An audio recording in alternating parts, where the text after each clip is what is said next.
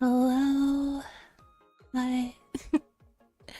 Hello, Floon. Hello, Mr. Manager. Hello, Tentacle. Oh my gosh, is that Chinny? Hi. It's been a minute. Also, look, I changed my hair. You guys like it?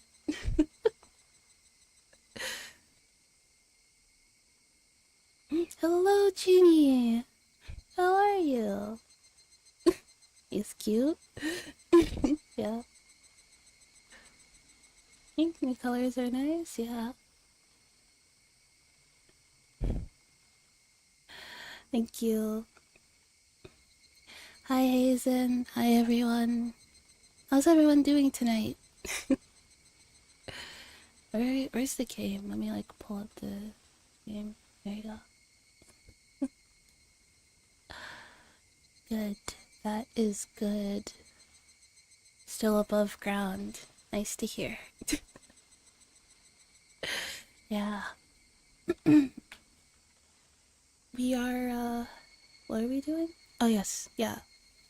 Chapter 7. I'm good. Did you enjoy your vacation with the fluffy teddy bear? I did. I did. I had a really great time. I had a lot of fun. Comfy, hi. Yeah, everybody's here, huh? Mostly gonna be lurking, painting my minis like a nerd. Minagoroshi is another ride. This will be fun. Yeah? Hello, Beck. Hi. Hi, everyone. Alright. Let me close my door.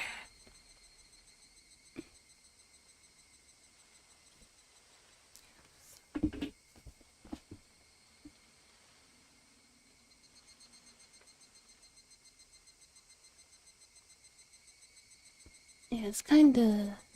Yes! Yeah, the vacation was very fun. Went to a nice wedding. Had, had a great time. Yes. It should have been me, not her.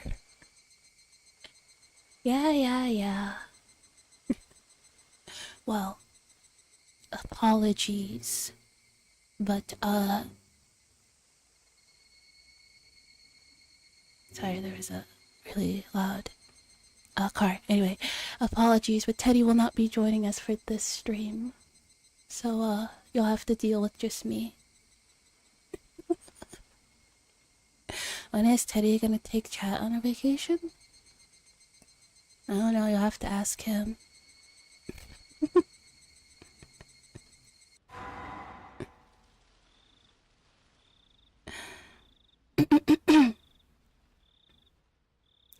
Minagoroshi, the final truth. The story introduced the unit inside and out. Introduces the unit inside and out, using all the actors. This is no longer a story. It's a public autopsy for all to join. As they say, after loving someone, cut open their belly and eat their organs. Is that what they're saying?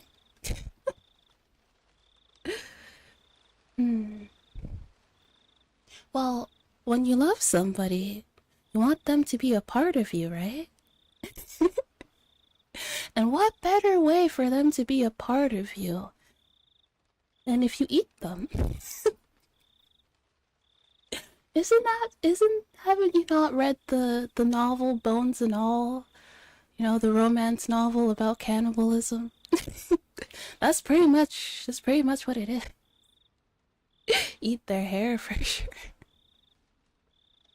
What? You only just started and I'm already getting side-eyed.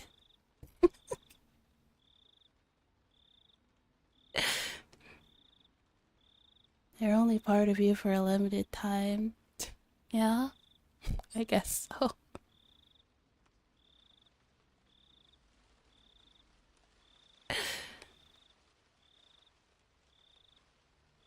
Always reading the freakiest stuff. What do you mean? It's a great story. It was turned into a movie starring Zendaya and Timothy Chalamet. It was a good fucking movie. It was a good book too.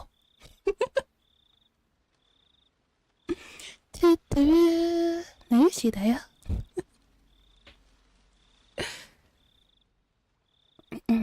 Alright. It's the same with stories. The difficulty is quite mild, well suited for those with pride. That's crazy.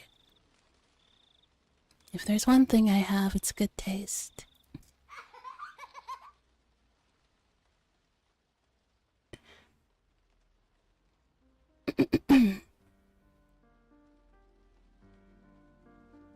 What are you doing? Oh, whoopsies. I knew I was forgetting something.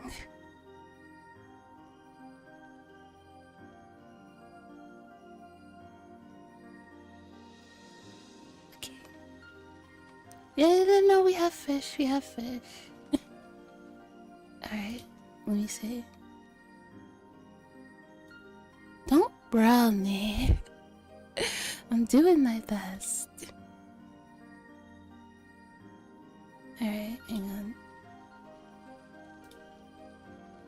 Why isn't it?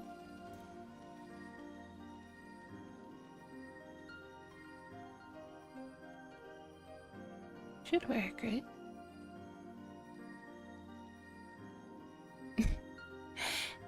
It's working, but it's not like showing up on screen for some reason. Is it?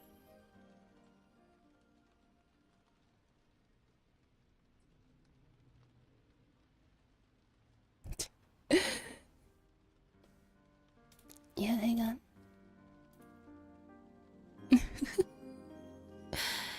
Apologies. Alright, I'll fix it. No. I need to start it.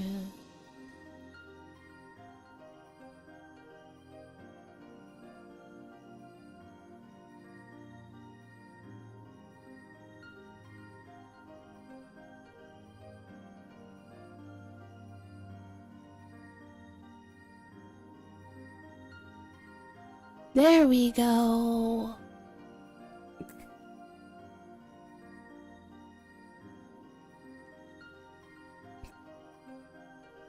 There we go. Put it right there. And please test. Test. There we go. Okay. Okay. All right. We can fish.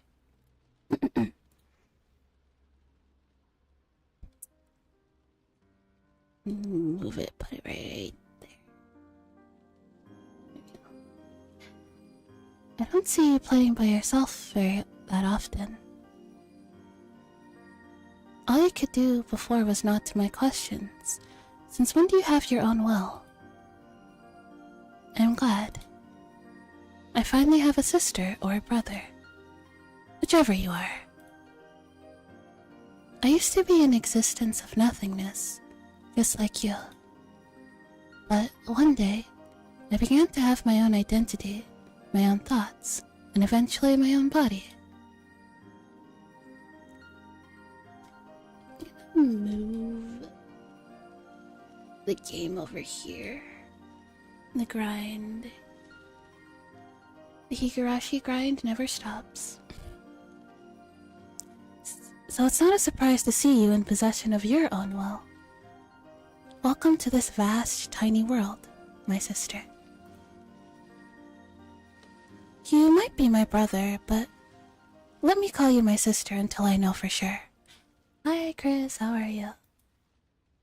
This is an endless, eternal, and infinite world. But that doesn't mean that it's boundlessly vast. I suppose You could describe it like a ring with a small diameter. While the ring is an eternal, endlessly looping world, that doesn't mean it contains infinite space. In short, yes, this world is eternally sealed. The future is supposed to be an infinite wave of countless choices. Yet, for whatever reason, our world always ends in death.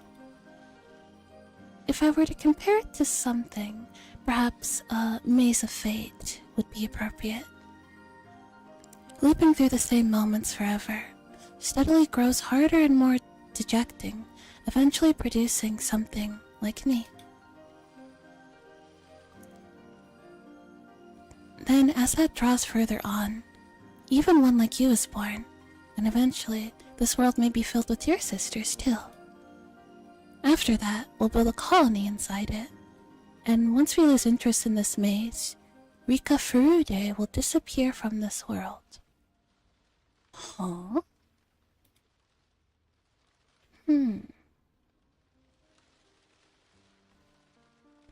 Oh, whoopsies. Did I not change the... Did I forget to change the thumbnail on YouTube?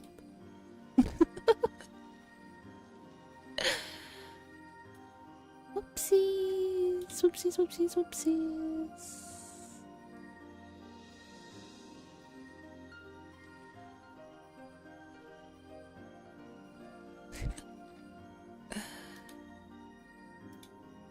You thought it was funny? Yeah, where is it?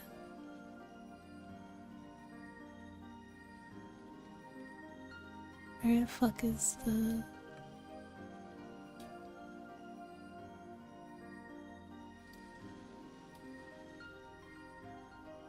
Where is it? I know I made it.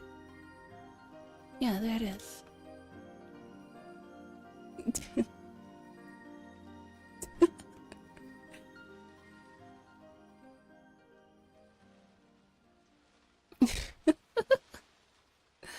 Okay. I might take a second or two to update. Whoopsies! It looks like you still cling to this narrow world, Rika. Though I lost interest long ago. Which is why I'm truly glad you were born for me to talk to.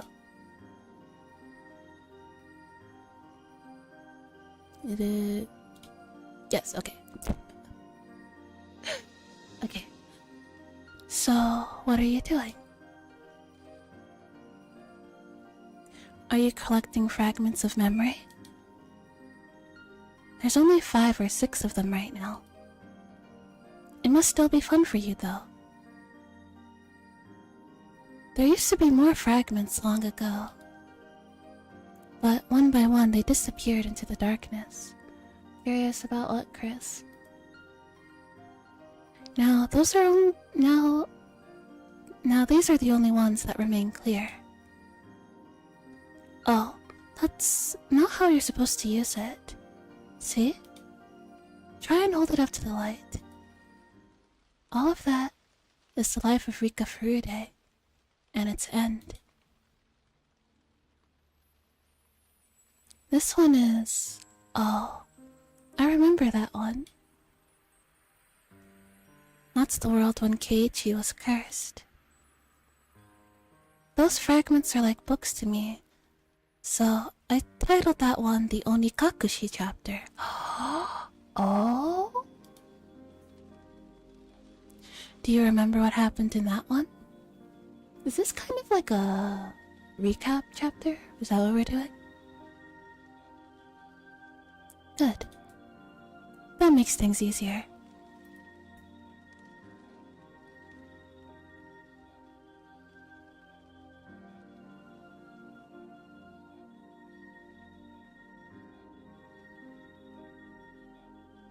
My model is getting fucky for a second. Recent editing for the VODs? What do you mean? In Onikakuchi, Keiichi Meibara was consumed by the darkness. He couldn't accept the kind words his friends offered him. Pistachio claw. I guess so. Hang on. 1 second.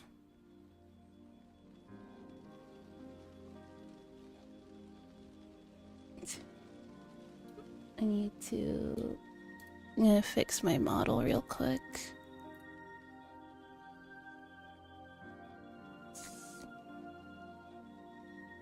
Get acting...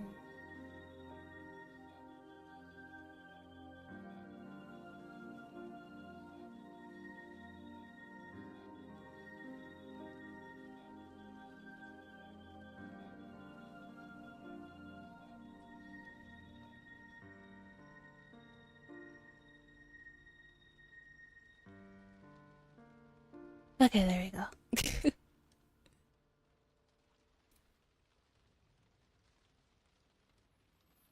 Cut them down into pieces.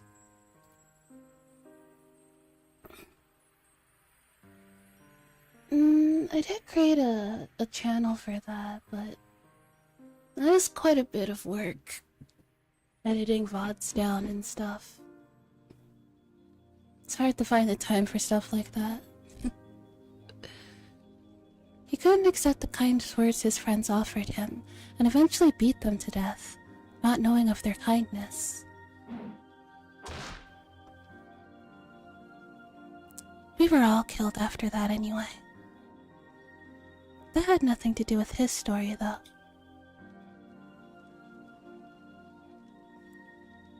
That fragment is the Watsunagashi chapter. Shion Sonozaki was cursed in that one. She killed many people out of revenge for her boyfriend's disappearance. Boyfriend is a very liberal word.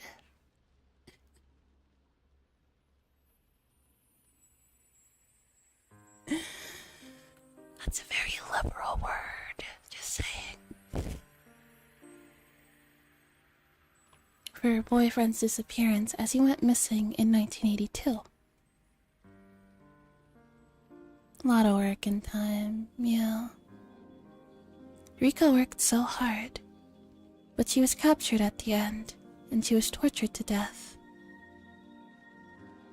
That's why she chose to commit suicide in the Meikakushi chapter, because things were going to turn out the same way.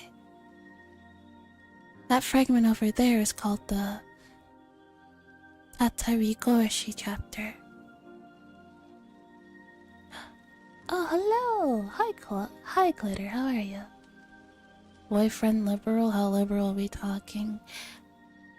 I mean, if you consider a boy who you've hung out with a handful of times your boyfriend, then yeah. I guess he was. Oh, this is a very interesting game. I do, yeah? You're in for a ride. Yes, that liberal of a definition. Yeah, well, and if you go by that definition, manager, yes, you have many boyfriends. Everybody has at least one boyfriend if we go by that metric. Satsuko's uncle came back and locked her up inside her house. That was the worst world of all. There was nothing Rika was able to do in that world. Whenever Satsuko's uncle comes back, Rika usually just gives up on that world. Fortunately, Satsuko's uncle doesn't come back that frequently. That one is called the Sumihoroboshi chapter. Rika was there until just a moment ago. And a lot of people have got boyfriends and girlfriends at that point, yeah. At least one. Rena Ryugu was possessed in that world. It was pretty exciting to see her take over the school. It surprised me to learn that Keiichi Maebara had memories of the other worlds, just like we do. It was pretty amazing, but then again, most of us have some kind of memory like that. We all have an imaginary world within us, some idea of what would have happened if you did things differently. It's like that strange feeling you get when you do something for the first time, but it feels like you've done it before. Yeah, pretty much. That's what I've kind of gleaned. I don't think Rika is time traveling per se. I think she's dimension hopping. That's what she's doing. Because things are like slightly different each time, so it doesn't... If it was time traveling, things would be the same. Like if she was simply just going back in time, things would just play out the same way.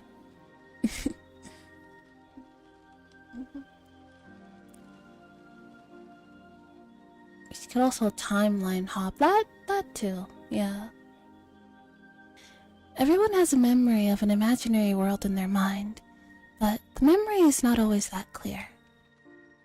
It's not surprising, really. You're special enough to be able to see those fragments of memories. No, we already... You missed the padded room arc. Except Rika was the one in the padded room.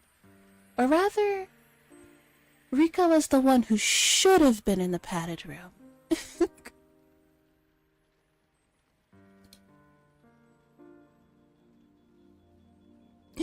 It's probably very... Also, this is the 1980s. Ain't no padded rooms.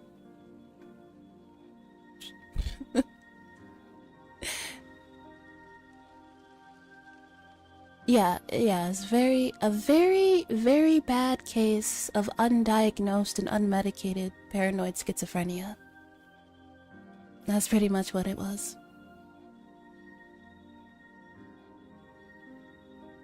Hello, Arlet. It's probably very difficult for you to understand how special you really are. You were born into a world where it's a natural thing for you to see these fragments. I'm doing good. Oh no, this isn't Rena. This is Rika. Rika is the one who's dimension hopping. Yeah, throughout the stories it's been implied that Rika knows a lot more that she's letting on. Like how in like every chapter she's always like knows that she's going to die. Which is like really weird. How would you know that? And it's true, every chapter she does die.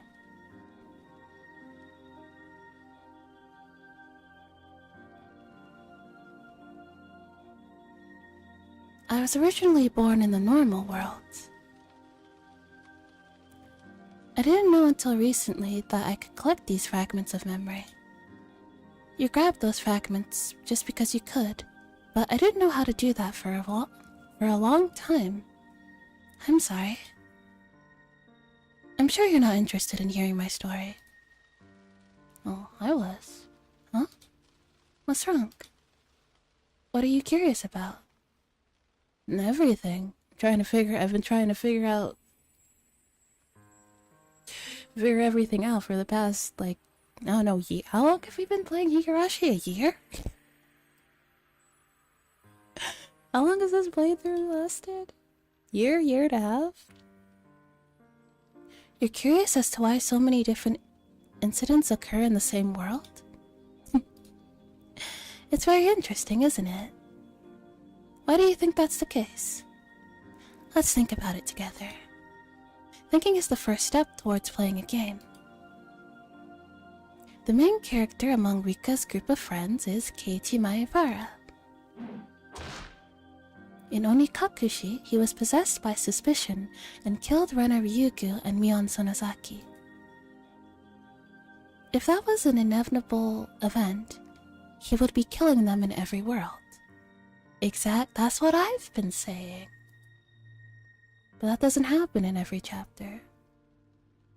In other words, what Keiichi Maebara did in Onikakushi was not inevitable. Indeed, the only thing that's inevitable is Keiichi Maebara's role. If Keiichi Maebara was someone with a naturally suspicious heart,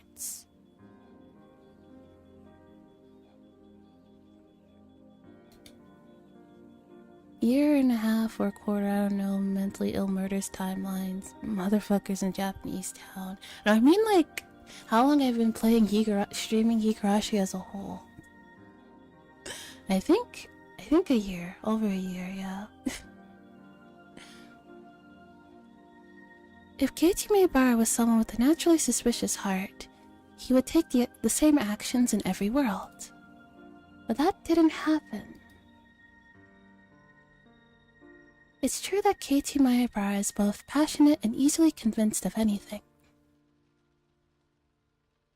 But it's rare for him to exhibit the kind of rage he displayed in Onikakushi. In other words, even though something like that might seem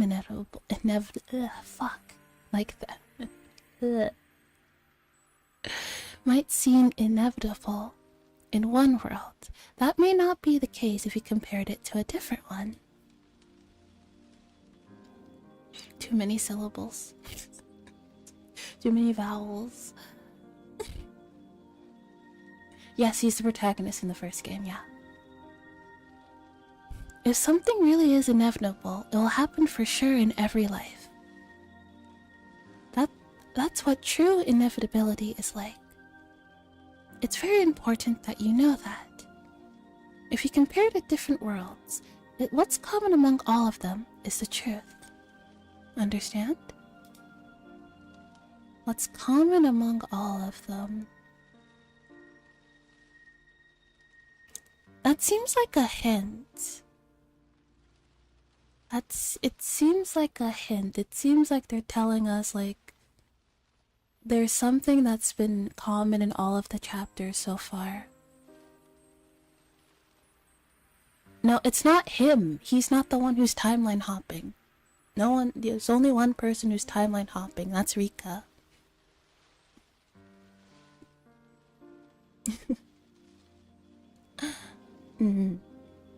Yeah. But, so, there's something... I don't know what it is yet, but that means there's something that was, like, the same in every chapter so far. Like I said, what seems inevitable in one life could just be a random event in another. The club activities that Mion Sonozaki suggests are a good example. Yes, the purple one, yeah. The Shrine Maiden. If Mion Sonozaki had a strong inclination toward playing certain games, you would be playing them in every world. But in reality, you participate in different activities in most of them. That means that the games we play in the club are randomly decided by Mion Sonozaki. We know that because we've been through many different lives.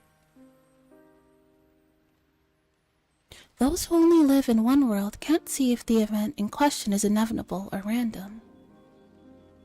That's what I'm trying to figure out. I don't know.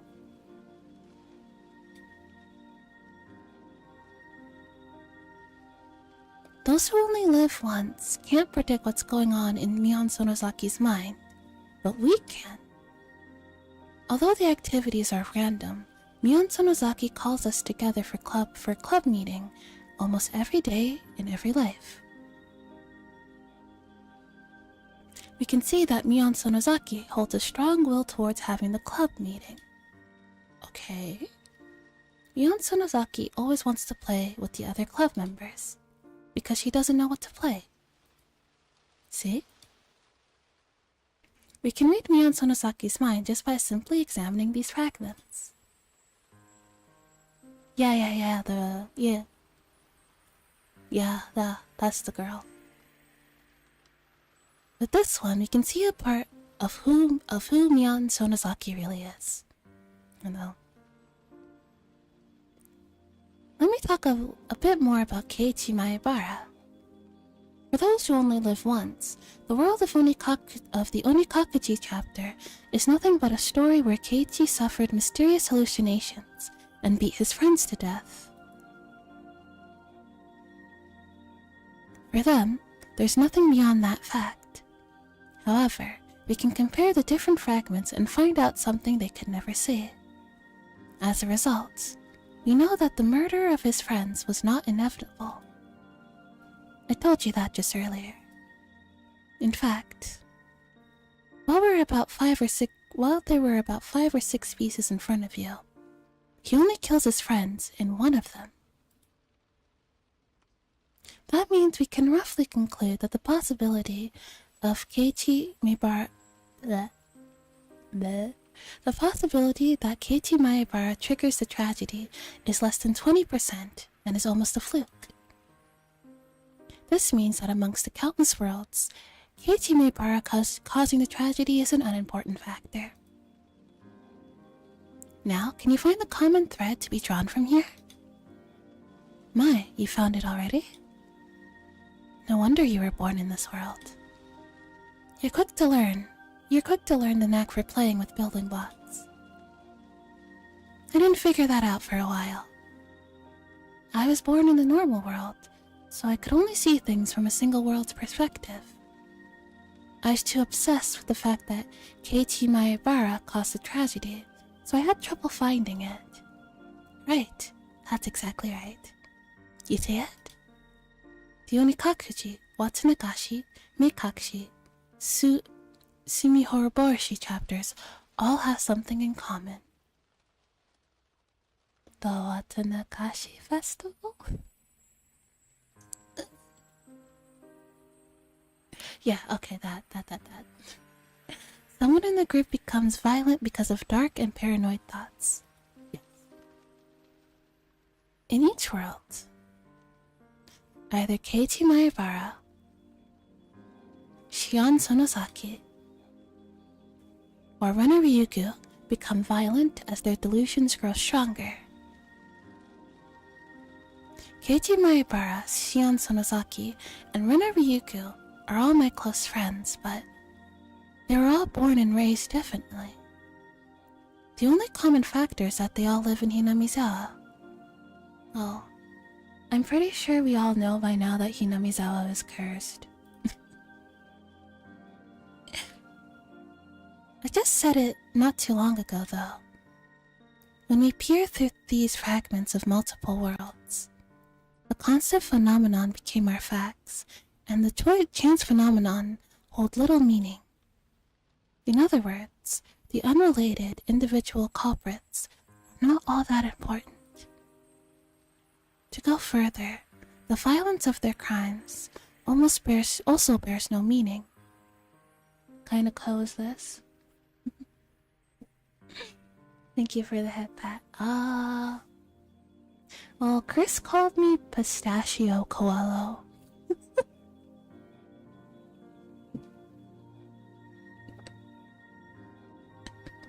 So I guess that's what I am.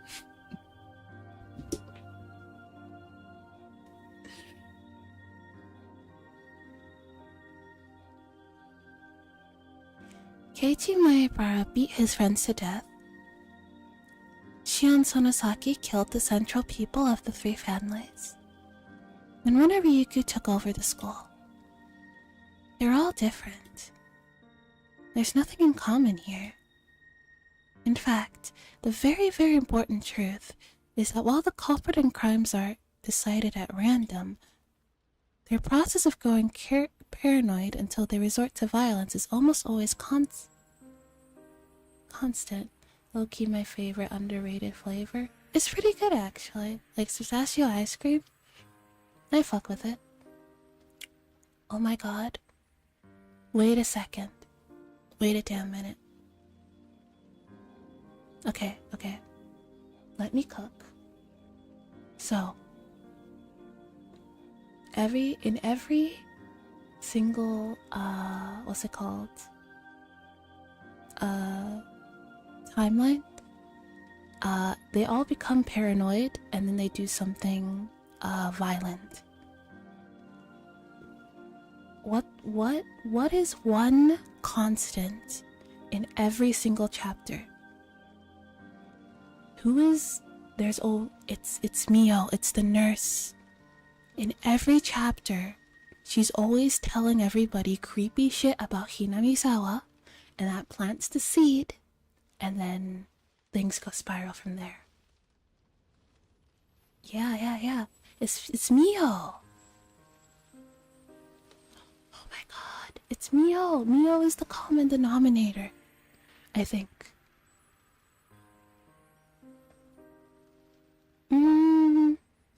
I don't think so, because the reason that I wouldn't really classify Rena as a yandere because she doesn't go crazy because of a love interest.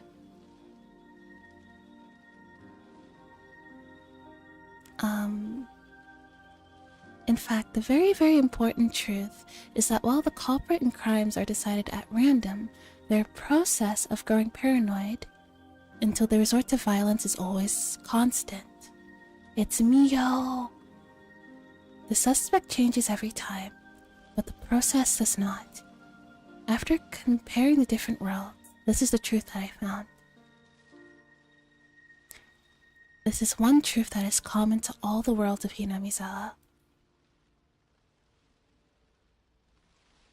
The rule is that a random person becomes violent under the influence of paranoid thoughts. This is Rule X. Oh, you met in a fight crazy on crazy?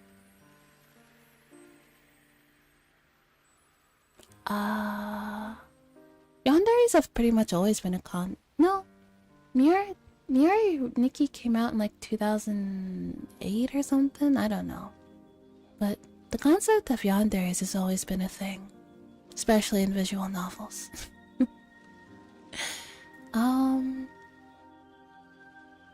But in a fight, I feel like Rena would win. Because Rena is very strategic and she's very good at reading people. I feel like Yuno is a bit too impulsive. I feel like Rena would be able to get into her head pretty well. Keiichi Maebara, Shion Sonozaki, and Rena Ryukyo. Pieces with no particular connection have the potential to succumb to that rule with random probability. Also, keep in mind that it has been implied that like this has happened like countless of times. Like the 6 chapters that we've seen are just like the ones that they currently like can look at, but I feel like it's implied that like that Rika has been dimension hopping for a very, very long time.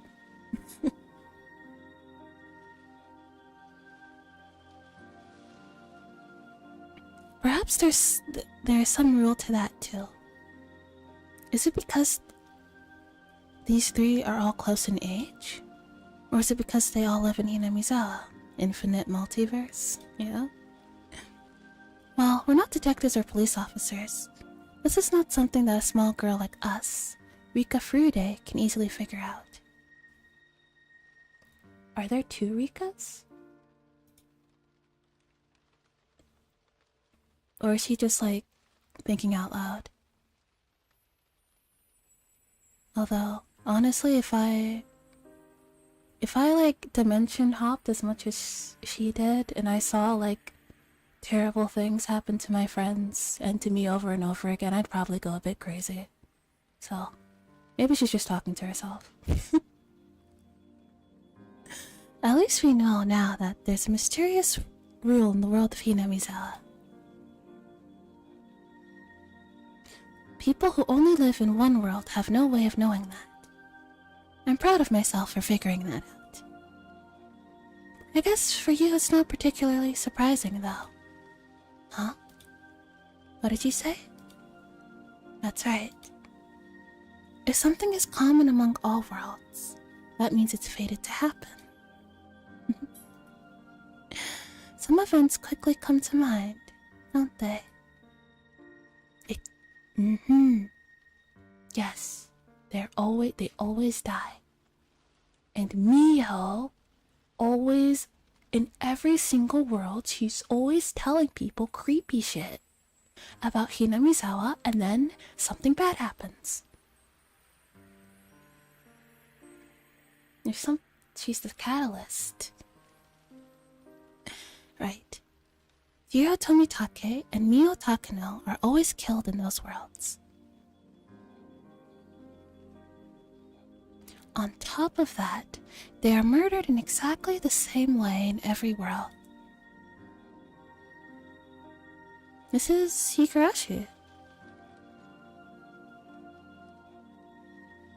In other words, unlike our previous rule with its veritability, their murders are thoroughly planned out by someone with a strong will.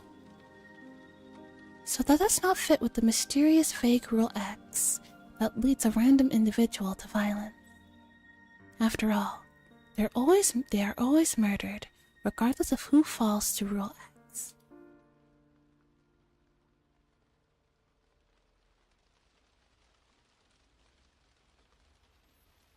You know, Yukiko might have been the first one? Maybe.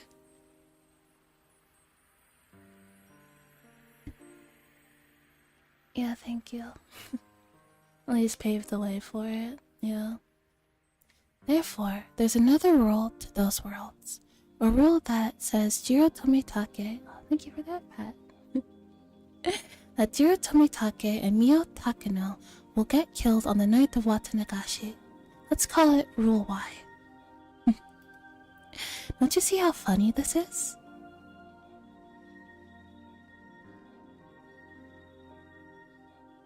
Jiro Tomitake and Mio Takano were killed in every world, right? Every time. The character who gets cursed always thinks that their deaths has something to do with the danger that's awaiting them. The fact that someone turns violent, Rule X, and Jiro Tomitake and Mio Takano's deaths, Rule Y, are supposed to be two independent rules. But they all tend to link them together. Of course, one would say that's how they become ensnared with the spell of paranoia, leading them to violence to begin with. But do you think in their paranoia that they notice someone is trying to lead them to link those rules together? Yes. Yes. Whoever the piece leading them is, they are the one making this stage called Hinamizawa very complicated. You should have noticed at least two suspicious people. Oh, it would be, Oishi and Mio, yeah. Do you know who I'm talking about? That's right. Yeah, Oishi and Mio. Yeah. I'm referring to Kurado Oishi and Mio Takano. Whenever you compare previous fragments, the role of the piece known as Kurado Oishi becomes clear. He's a detective who is retiring his career, and he's in a hurry to solve the mystery of the series of deaths in Hinamizawa.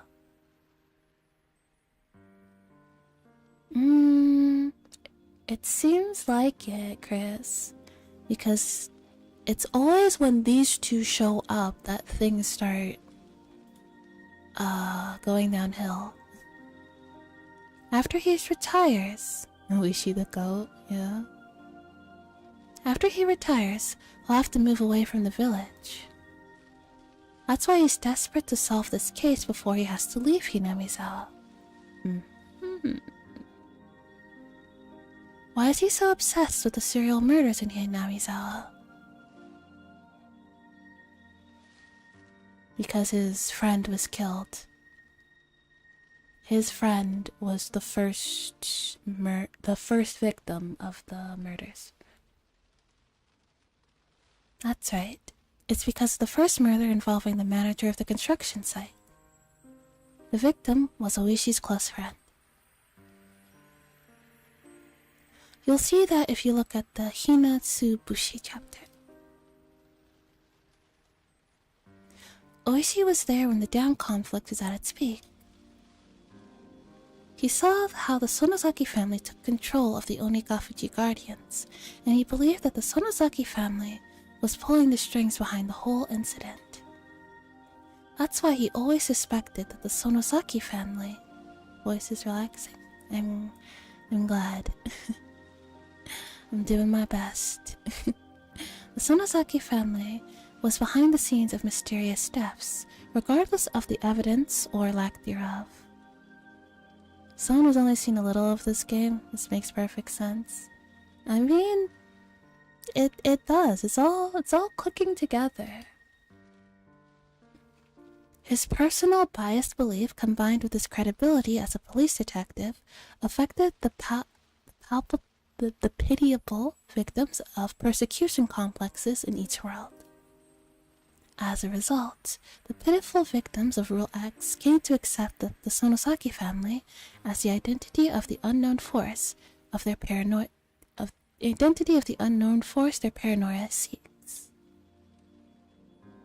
Shion Sonozaki's cause is the most conspicuous one in that matter. Still doesn't make sense. You did miss like 2 entire chapters, Chinny. That might be why.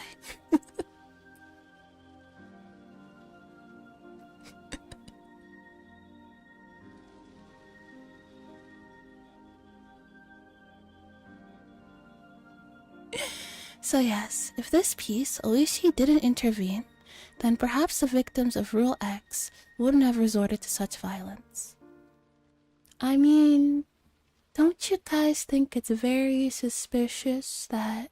So, every chapter, everything is fine, then the Watanagashi festival happens, Mio and Takano die, then Oishi appears, and then something weird happens.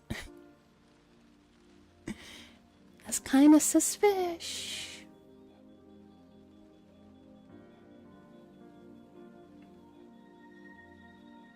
So the role his piece plays is to indirectly cause tragedy. I don't think he's doing it on purpose is the thing. I think he's just so obsessed with like trying to figure out the murders. I don't know who named him this, but Oyashiro-sama's servant is the perfect nickname for Oishi. The other suspicious person is Takano Mio. One would assume that the only role of her piece is to amuse herself with research into Onigafuji's dreadful history, and to take pleasure in scaring others with those tales. However, just like Koishi, she also gives them the idea that the Sonozaki family is behind all the mysterious incidents that happen in the village.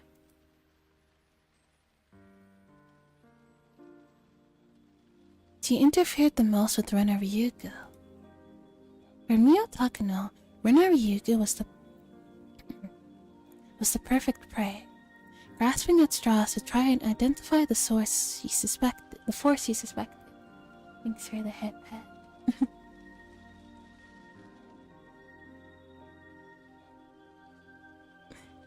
Ironically, however, Mio Takano always ends up getting killed at the end. Or at the beginning. I guess if you... How I like interpret like Higurashi is like the story like starts after the Watanagashi festival, you know? Because that's, you know, when the murders happen and everybody starts spiraling. That kind of feels like where the chapter starts, you know? And everything before that feels like a prologue. If she had survived and seen Rena take over the school, she would have laughed long and loud. Yeah, I bet she would. Bitch. Now, have you realized what these two pieces and the holes they fulfill have their own rule too? They talk about the Sonozaki family, and the listeners will always believe them. This is Rule Z, and what a humorous rule it is. You should already have an answer to this mystery in your fragrance on hand. The fact is that the Sonozaki family always acts as if they're responsible, no matter if they are or not. They always pretend to be the villains in order to make sure the people continue to fear them.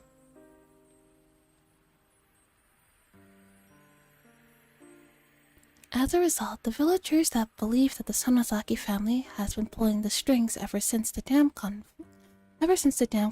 ended. Kurado Oishi and Mio Takano were simply fooled by that rule. Actually, the whole village is fooled by it. Still, the more I think about it, the stranger the series of mysterious deaths in Hinamizawa seems to me. Do you know why? Nearly all of the fragments of memories we have are from 1983. So I have no idea about the incidents from 1980 to 1982. But it's likely that interpreting these murders as serial is simply a result of falling victim to Rule Z and believing that the Sonozaki family is pulling the strings behind everything. In short, they may be trying to conflate those multiple crimes which each happened for different reasons into one big case. Oh. Well, I have no way of discerning the truth. Serial murders. So, that means all the murders that happened over the past 5 years might not actually be related.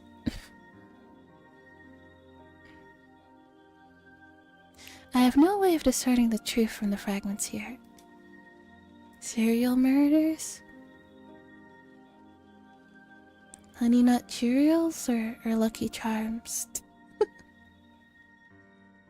Still, perhaps something lies in one of them. Each case was supposed to be solved individually after all. Exposition 33. Oh, nice.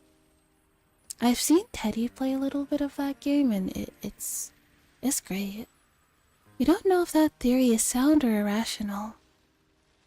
Hands off my Lucky Charms. Yeah. We don't know if that theory is sound or irrational, but it might surprisingly be an element we can't ignore. That reminds me. Shion said something intriguing during the My Kakshi chapter. That curse system she came up with. Do you remember that? Her theory was that the villagers believe that they are allowed to kill an enemy of the village on the night of Watsunagashi in the name of Oyashio-sama's curse. And that this foundation of murder is allowed on that night alone is the true identity of the curse. Since most of the fragments here are from 1983, there's nothing to back the validity of Shion's theories, but there are still interesting things about it.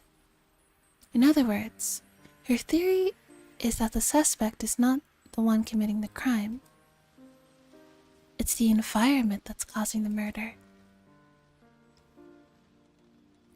People in a single world tend to analyze a criminal's life to determine the process that led them to the crime, but her idea is different. A real crime is committed not by the criminals, but by the environment. In other words, it may only be happenstance that robber A committed the crime, and the environment of poverty may have created robber B instead, or perhaps even robber C. Okay? It may not even be a criminal in another world. Therefore, the real criminal is not A, but the environment that creates A, B, or C.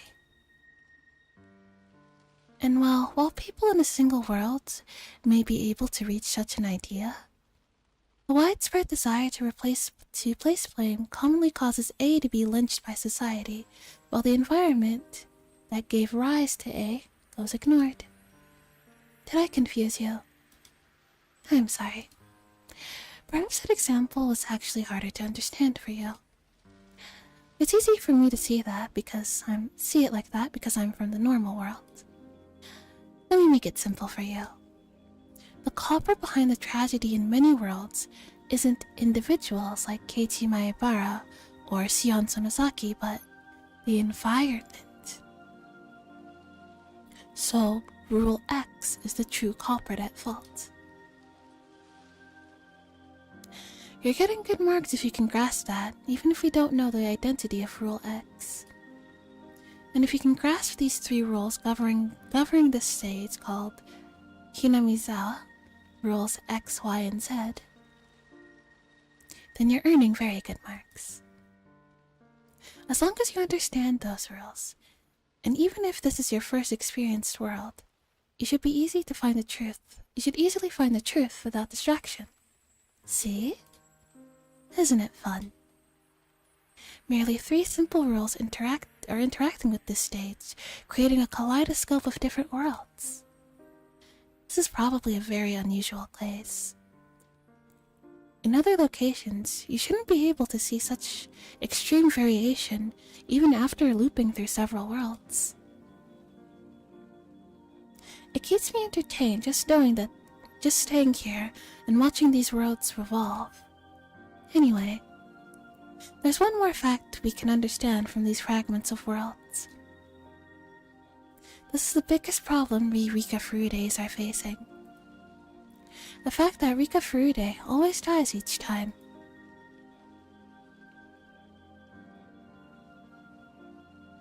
It's as if June 1983 is a dead end for her. Worse, there's no randomness to it. It's guaranteed to happen. In other words, it's the same pattern as the deaths of Jiro Tomitake and Mio Takano. It's following the exact same rule, Rule Y. Tomitake Jiro and Takano Mio are always murdered on the night of Watanagashi. Furude Rika's date of death is not always the same, but she's always dead by the middle of June. Jiro Tomitake and Mio Takano are probably attacked on their way home, so that's why it always happens on the same night. But for Rika Furude, it's different. She takes different actions in every world, and her lifestyle is very unpredictable.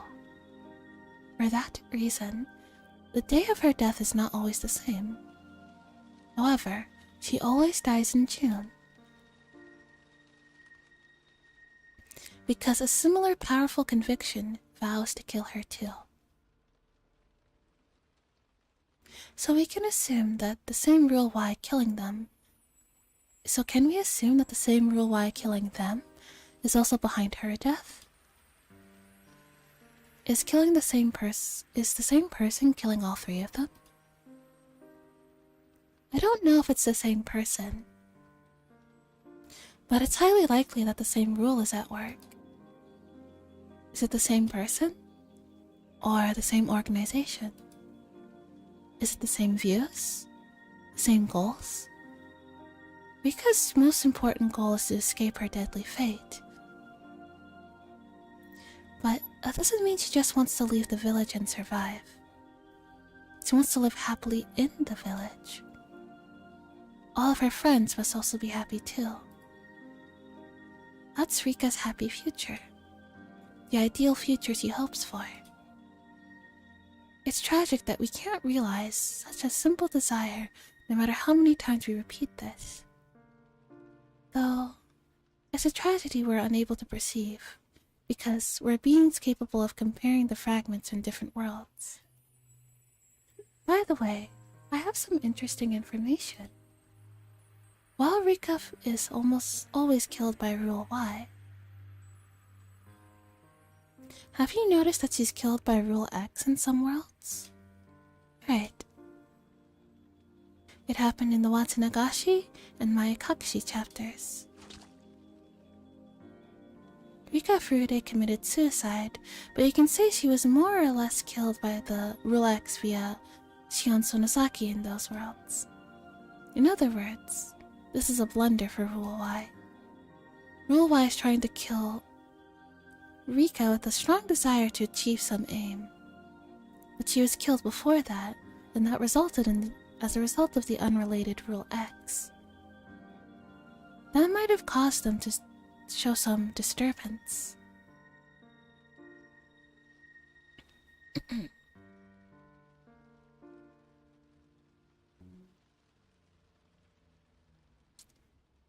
If Rule Y's objective is simply to bury Rika, then that's not a problem. But if they have some objective beyond that, then that might show up as some other phenomenon. Perhaps the Watanagashi and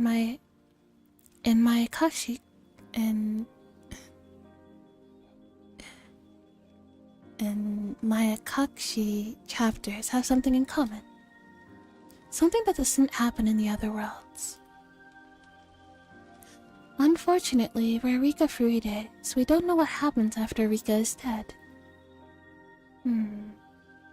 Or, by any chance, do you know what happened? I do. Since I'm Rika Furude, I only know of the events during Rika's life. You, on the other hand, are a special existence who was born in a superior world. Is there anything that didn't happen in the Watanagashi and Mayakashi chapters that happened in all the other worlds after Rika's death? If you know anything, then that must be another truth behind Rule Y. The memories I have here are all mainly about the chaos brought about by Rika's friends. That is Rule X. But its foundation, Rule Z, and the obvious hostility common among all worlds, Rule Y, are what I believe to be the true rules governing this stage. If so, then Rika's path is a thorny one. She needs to fight Rule Y in order to survive. Unless she defeats it, she has no future past June 1983. And to win her own happiness, she must also beat Rule X to win her friend's safety.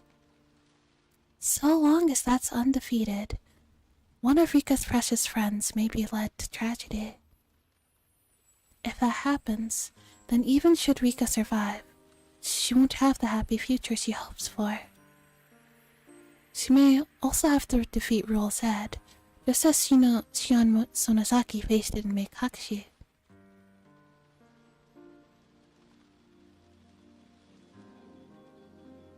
So as long as Rule Z remains, even if she escapes 1983, it's possible another tragedy may lie in waiting in 1984. It's extremely likely that Rule Z is the breeding ground for Rule X.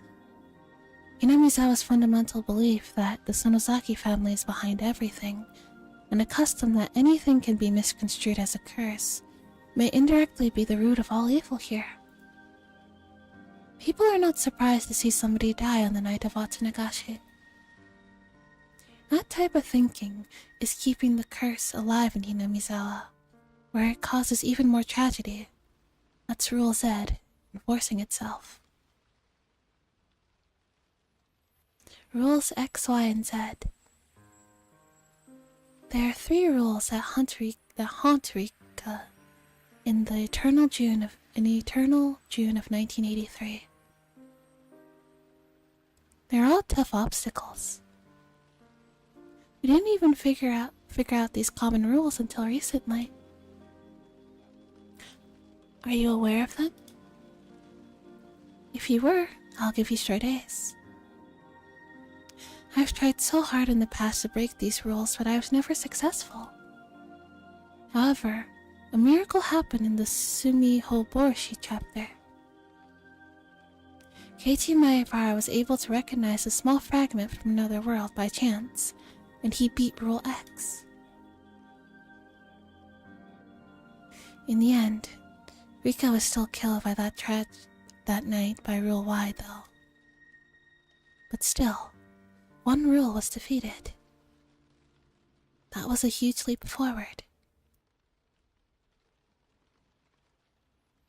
Rika knew there were 3 common rules among the worlds, but she could never break any of them. Eventually, she gave up and lost interest in those worlds. That's how I was born. However, she's different now. She learned something valuable from Keiichi Maebara. I'm gonna hop off, Ko. Good to see you in chat again. Bye, Chini. Thanks. It's nice seeing you again, too. Take care. That rules can be broken with a strong enough will to fight. Hello, bad grenades. Hi. If she can break all 3 rules, Rika Furude will be freed from her eternal prison. She doesn't have much time left, though. Rika has traveled through many worlds. Her physical lifespan is not a problem, but her mental lifespan is getting shorter. Mentally, she is extremely old, and her soul is starting to turn into something different. How are you? Grenades, welcome to the stream. In the end, she'll probably lose the ability to experience singular worlds. She's already showing those signs, and eventually her memories from the parallel worlds will mix together, eventually causing her derangement and loss of Rika Furude's soul.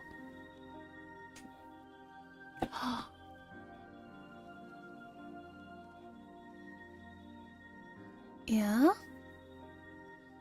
Is that why, like, there are times where, like, Rika talks and she doesn't sound like a little girl, she sounds like a grown woman? Is that because, like, after dimension hopping for so long, it's like her soul is, her brain, her mental age is, like, a lot higher than like, her physical age is? Bye, Rika. Rika is not for sale. She has enough problems. Then she will disappear.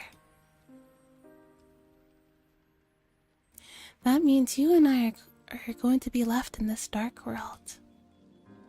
The fragments of our memories will gradually disappear, and we will be left alone in the eternal darkness.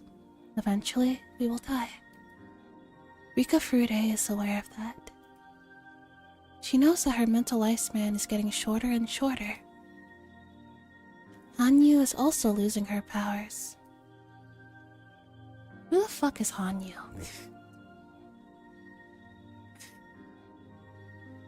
She can't rewind through the years of time like she used to.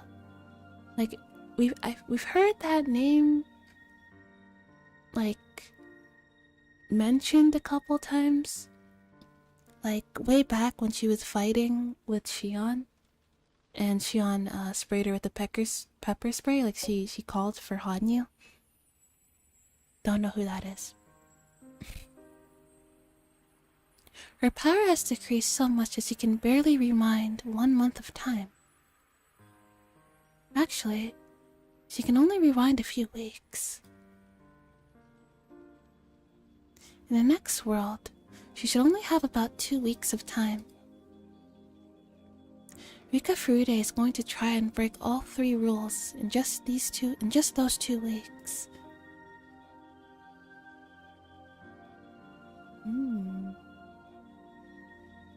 I wanted to know what's outside the wall, so I tried to claw my way up from there. I wanted to know what's outside the wall, so I continued to climb, even when I fell and injured myself. I finally realized the higher I climb, the more pain I feel when I fall. Oh, fuck.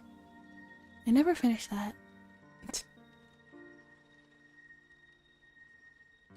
Chapter 7, Minagoroshi. Higurashi, when they cry. Bye.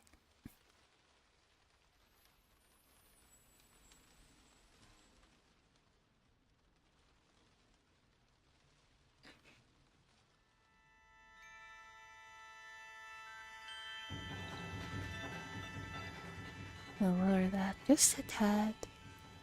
Yeah.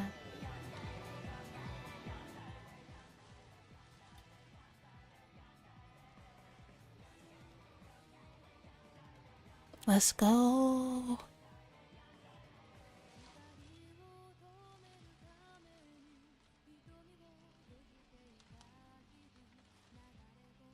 Yeah. So... there was Rika and her watered down wine. Let's go.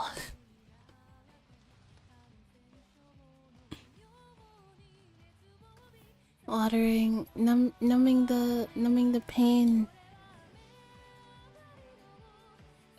with alcohol. Let's go.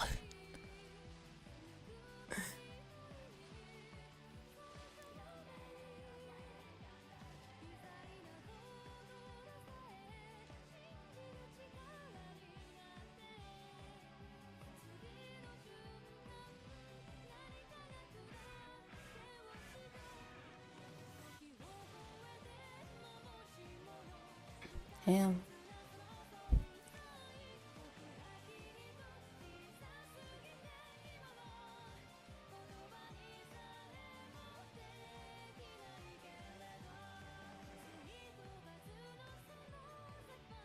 Yeah, I forgot how much this OP slaps.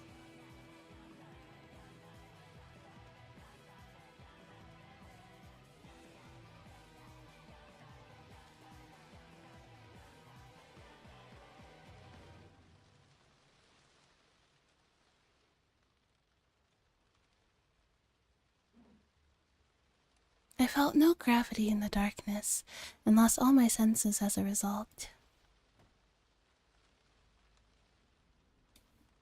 I banged my head on the floor with a dull thud. Seeing the stars beyond my eyelids, I curled into a ball while holding my head in pain. Are you okay? Did you get hurt? Rika... Please say something. I had no idea why I was in this situation, but as soon as I heard their voices from the top of the cliff, I realized I must have fallen. Ah, I remember. I was playing behind the shrines with the rest of the club members. I got too excited and started doing something very dangerous, and then the tree branch broke. That's how I fell off the cliff. My body started to ache all over. I remembered how I fell, but I still felt strange for some reason. I couldn't remember what I was doing. No, it was more that I couldn't remember who Rika Furude was before I fell off the cliff.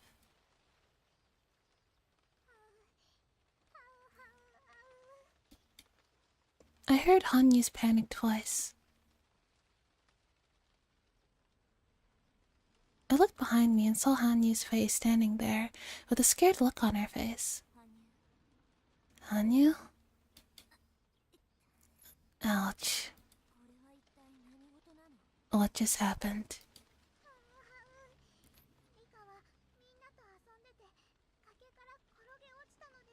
You were playing with everyone and fell off the cliff. Are you okay?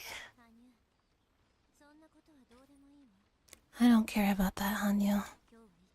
What day is it today? What year and what month is it?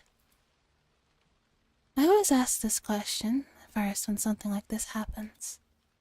She finally realized I was asking the same old question. It's June of 1983. The Watanagashi festival is next week, so... Oh dear. I only have that much time left? This is the best we can do. Anya muttered regretfully. It was the middle of June, 1983. If this really is the best she could do, I had no choice. I couldn't complain. I gradually started to remember more things. If this is June of 1983, I see. I was killed again. After Rena surrendered to the police, all of the classmates were given checkups at the clinic. I didn't get hurt, so I was sent back home after they determined I had no injuries. My memory started getting vague from that point on. A common characteristic of my violent deaths. When my life was taken away violently, the memory before death becomes vague with static. It's like a violently ripped roll of toilet paper. That people should make it easy to understand. That example should make it easy to understand, even if it's uncouth. That's why I have no clear memory of what happened and how I died that night. I only have vague memories. I think someone covered my mouth with a handkerchief or something, and I passed out. That's the only thing that I remember, and only vaguely. I'm not even sure if it really happened. The only thing I know for sure is that I was attacked on my way home, or possibly after I got there, and I was murdered suddenly. I don't know who killed me, or how I was killed. I'm glad that at least I don't remember the horrific ending to my life every time it happens. Because of my experiences, I think I now understand why ghosts wander around this world, not knowing that they died so suddenly.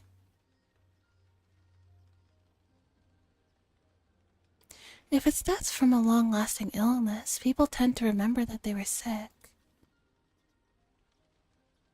They can kinda assume that they died after being sick for a long time. But when your memory is violently disrupted like mine, it can get quite confusing. When I first experienced this, I wasn't sure if I was dreaming or not.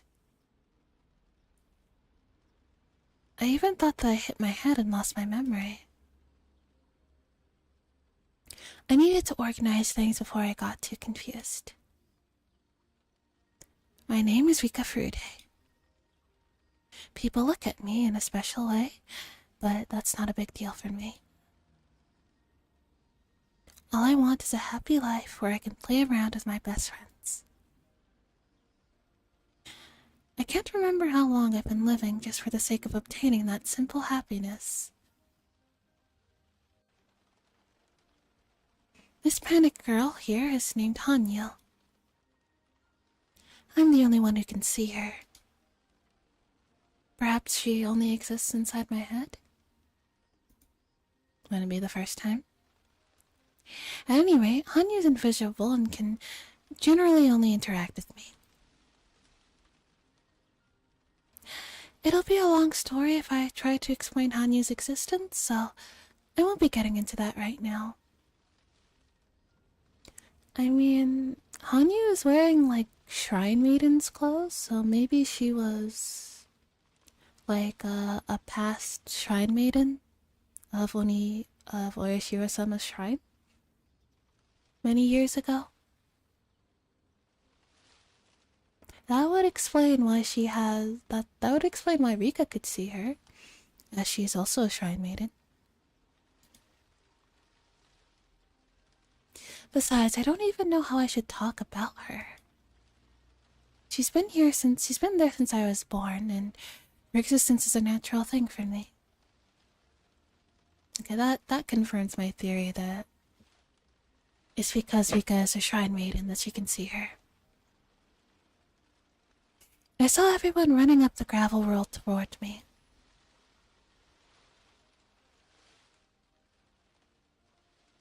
They're my important and lovable best friends. Our group's active, boisterous, and we get serious about doing stupid things. I'm never bored when I'm around them, and I love them very much. Oh, Rika-chan, are you okay? Did you sprain your ankle? Where did you get hurt? Let this old man have a look at it. Beep. Thank you very much. I just got a bump on my head. I think all I got was a bump at least. My injury wasn't as serious as everyone thought.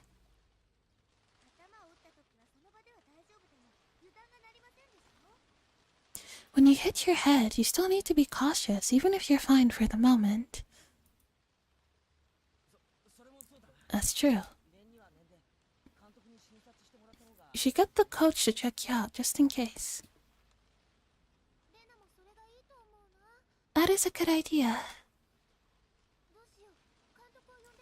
Do you want me to go and get him? Yeah.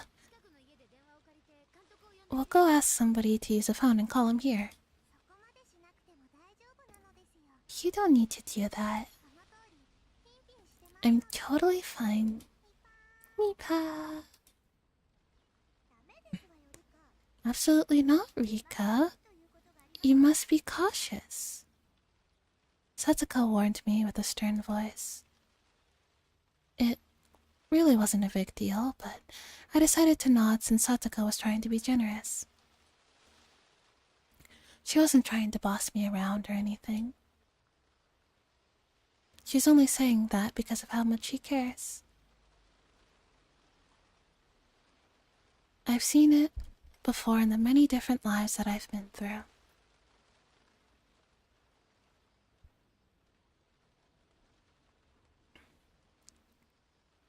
I have no doubt that she's really concerned about me. It's not just Satsuko. Mion, Rena, and Keiichi are all the same. They're all so nice to me, and they truly do care. Mion left to look for a phone. Rena also left with the towel, looking for the water tap. Satsuko remained nearby, taking care of me with a worried face. And Hanya was just standing there, still wearing a panicked look. Keiichi seemed to be panicked too, but he was trying not to show it. He was standing by me, wearing a calm expression. Are you alright? I'm fine. It doesn't hurt anywhere. I'm glad you're not seriously injured. I was super worried.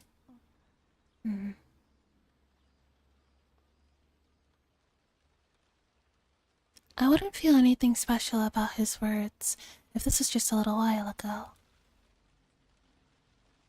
But at that moment when Rena took over the classroom, when she hurt Neon, Keiichi tried his best to save Rena. Even so, he was more reliable than I ever imagined from his normal behavior.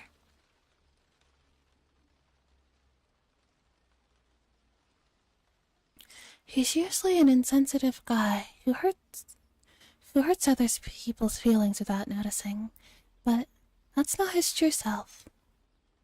He has a secret side, He's willing to sacrifice himself for other people. I was just observing that not too long ago. That's why I can honestly feel his generosity now. Now that I think about it, Keiichi regained a memory from another world the previous time around. Is it possible that he carries that memory in this world too? If that's the case, I have some hope. Hanyu and I are totally powerless. Hanyu is only like heir to everyone but me, and I'm just a little girl. There's only so much we can do ourselves. But Keiichi is different. He changed the fate that I once resigned myself to. He's somebody who may have the power to take me to my unforeseen future. If I can get Keiichi to understand me, he could be my hero. Perhaps I'm actually not expecting that much out of him. I just want someone to understand my struggle of being stuck in this maze.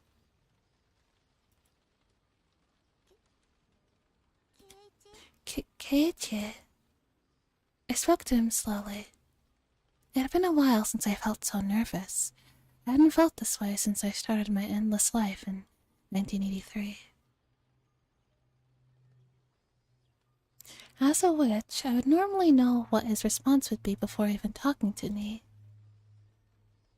I often remain silent because I already know how pitiful the reply would be. But in that case, why was I so nervous now? Did you call me Rika-chan? Anya gave me a disappointed look before I responded to Keiichi. Rika. I could tell what Hanyu was thinking too. The miracle wasn't going to happen. If miracles do happen, one could have happened many times in my other lives. But I've only seen one miracle before. That miracle that Keiichi gave me was a once-in-a-lifetime kind of miracle. Only if it happened again would it be a true miracle. I won't get out of this world just because I rolled 6 on the die once. I can't get out unless I get a miracle that's equivalent to getting 6 on the die 10 times in a row.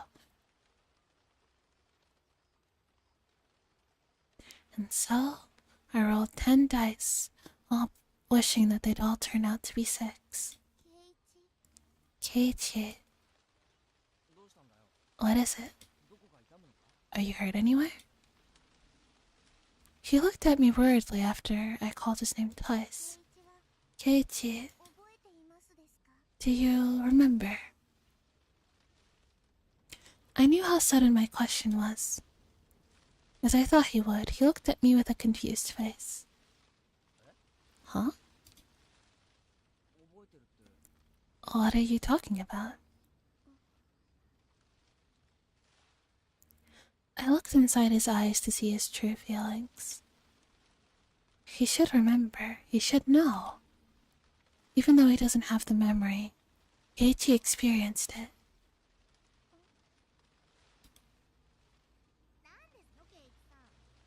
What is she referring to, Keiichi-san? Did you do something to her? You had better speak up. Keiichi, do you remember climbing up on the school roof? The school roof? Keiichi-san, you climbed up there? I'm not asking you, Satoko. Do you remember, Keiichi? I did. I climbed on the roof. When? You must be mistaken somehow, Rika-chan. I never climbed on the roof, and I don't even know how to get up there. Of course, you haven't experienced it in this world yet. But please tell me that you remember. I know you've never been up on the roof, but you should still remember doing it. You shouldn't be able to remember it true, but you actually did once. You should be able to remember it once again.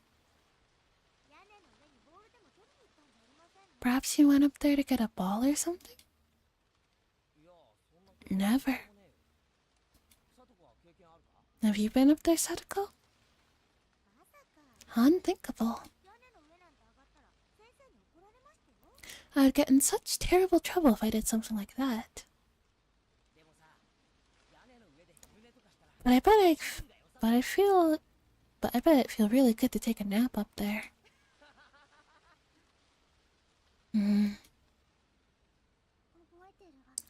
There's no way he would remember. Ugh. If miracles could happen that easily, neither of us would be suffering like this. Shut up. I knew that. I knew that he wouldn't remember.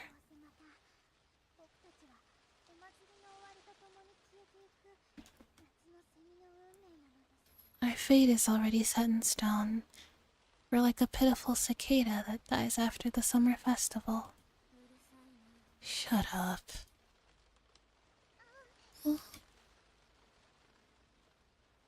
As I stared at her fiercely, Hanya realized that she had crossed the line. This might be a waste of time. The ways we're in might not have an exit. It might be an endless loop without a goal in place. We are trapped in this fate. I thought that Keiichi might be able to get me out of here. But that Keiichi I saw was truly a miracle, a momentary glimmer. The Keiichi of this world doesn't bear that same miracle. All the same, I'm not going to give up. Last time too, I gave up on fighting destiny. I realized Rena was beyond salvation, so I bid her farewell and forsook that world. But Keiichi fought and broke that cycle of fate. I should have worked harder with that Keiichi in that world. I could have broken this endless cycle together with him. Am I going to repeat this life, waiting for that miracle to happen again? I can't do that. I don't want to repeat the same life anymore. Gar. I'm tired of it. I'm tired of this world, my fate, everything. I'm tired of getting murdered by destiny. Keiichi showed me a miracle. I should be able to do the same too. I must fight. I must fight with all my remaining power. I was always fighting.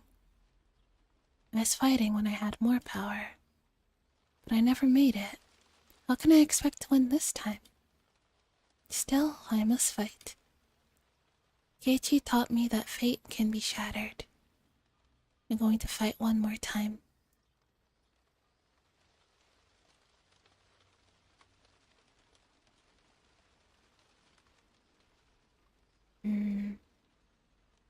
Determination.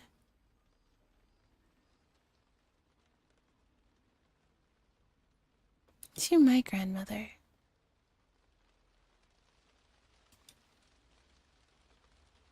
Alright, let's see. How many chapters do we have in this one?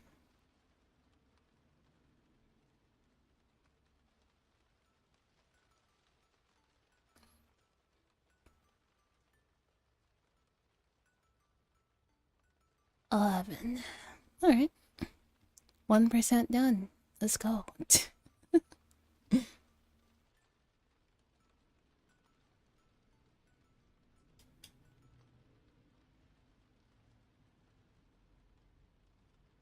To my grandmother. I'm sorry for leaving you like this. Or to my granddaughter, isn't it? I just need you to understand that I'd rather take my own life than be fearful of how many days I have left to live. That's why I'm writing this letter to you. I can't stand the fear of being unable to leave behind a will while my life is prolonged, even as I lose consciousness. In the end, there's nothing I can leave behind for you. I was unable to leave any of my achievements to this world. I was forgotten before I was dead. I leave this world a humiliated man, knowing that I had no appreciation from anyone. I'll write something as you die. Seems poignant, also kind of romantic. You must do better than me. You must achieve something that your grandfather was never able to achieve. I don't mind what field you choose. You must leave your mark on this world. You must leave behind your achievements. You'll eventually die someday. You'll eventually turn to ashes. As a human being, that's your inevitable fate. But if you achieve a great success, you will live forever, even after you depart. Those who live beyond their deaths are called gods. I wish to become one, but I was unable to do so. So in my place, you must become a god someday. Thanks a lot. Oh, thanks for that, Grandpa.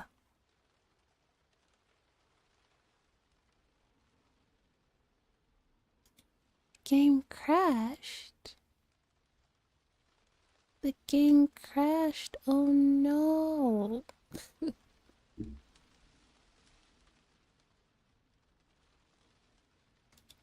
Oh no.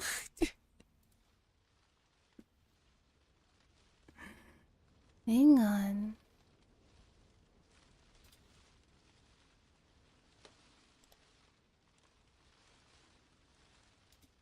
Sure.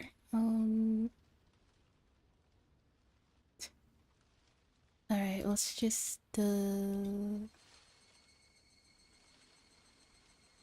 okay, first. Oh wait, it says continue.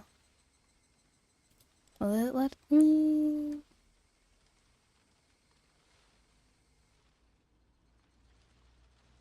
Hopefully.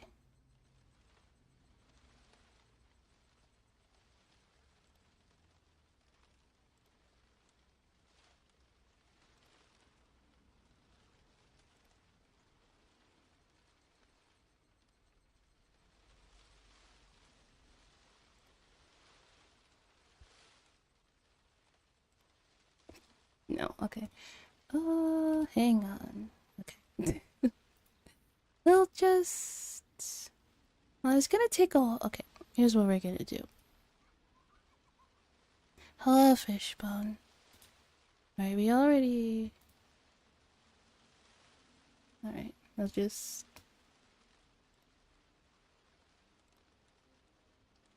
I just hold that. Didn't save at all, no. Hang on.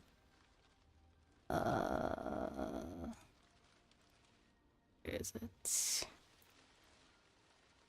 Searching.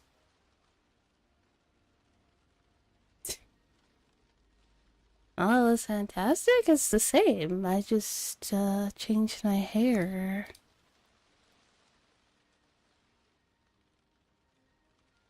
Alright.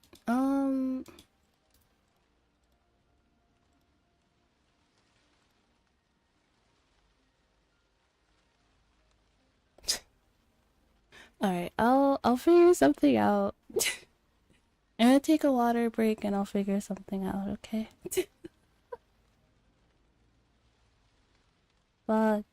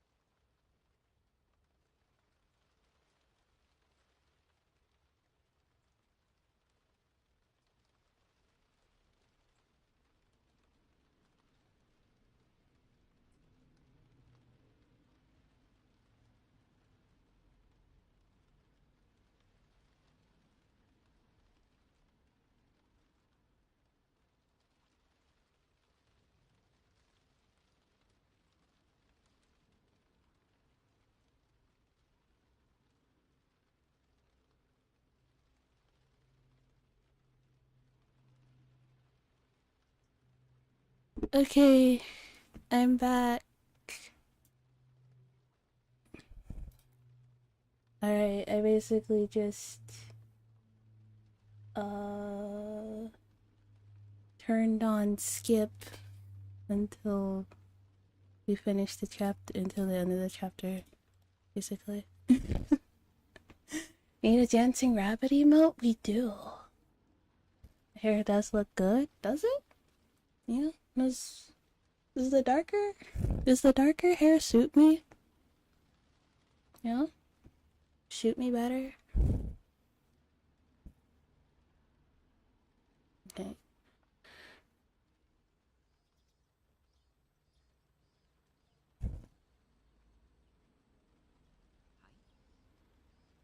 Gotta go. Alright.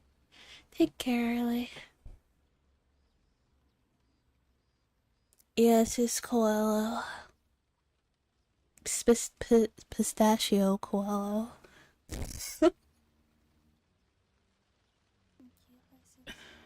Oh, that's a... Why is it so big? Thank you. Thanks for, hang on, let me... I can't read that. I love how the fishing takes up the entire screen. I have no idea why that happened. Emo arc Koala? How what the hell? Why is it so big?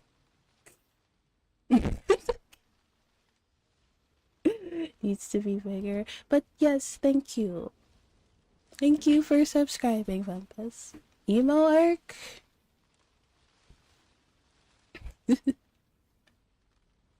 This isn't a fishing stream. Higurashi stream.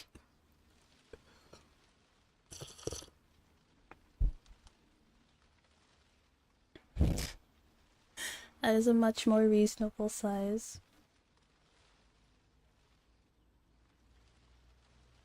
Also, I believe if we type in leaderboard, we can see, like...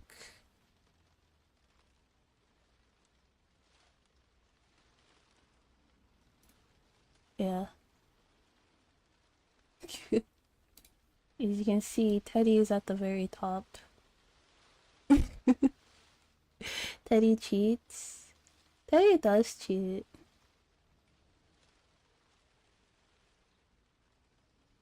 Yeah.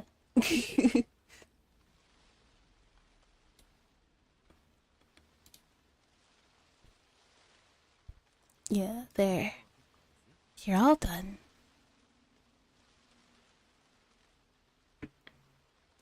Irie withdrew the needle from Satoko's arm.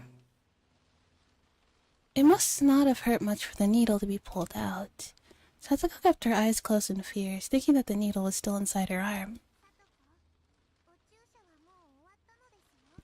Satoko, you're all done, you know? No, I think Tei does cheat. Is he always like he just refunds himself the channel points so he can keep fishing.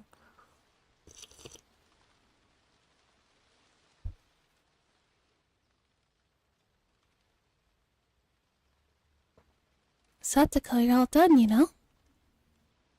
What? Oh, it's finally over? Satoko opened her eyes. You have 44k channel points? I don't know if those were... How's it going? Saw you play Paranormal Night. How was it? That you were scared at the beginning? Oh, Paranormal Night. I like it a lot. I think I might actually stream it at some point. I was pretty scared at the beginning. I think it's a very fun, very fun game. I like those I like detective type games, mystery type stuff. We try to figure out stuff. from the game. I think that's really fun. Co-point redeems are worse than gacha games. Hey. Hey. You know what you signed up for. You know what you signed up for.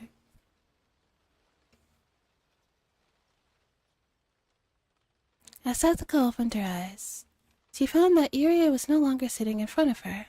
Takano was wiping her arm with rubbing alcohol instead. That's right, you're all done now. Dr. Irie is good with needles, unlike me. You played Paranorman? Sorry, I still have to watch the VOD. I did not play it on stream. But I will stream it. I haven't finished the game. I got like a quarter of the way through. So I wouldn't mind starting over. I only got like a quarter of the way through, so I wouldn't mind starting over. To play with everybody. That's right, you're all done now. Dr. Yuri is good with needles, unlike me. You didn't even notice he was finished. Don't touch that part of your arm for a while, okay? This Ko always finishes her things. Eventually I do. Eventually. Yeah, we finished all of Danganronpa. The whole series, we finished it. I gotta at least get points for that. And we're going to finish Higurashi. I'm thinking probably by the end of the year. Yeah.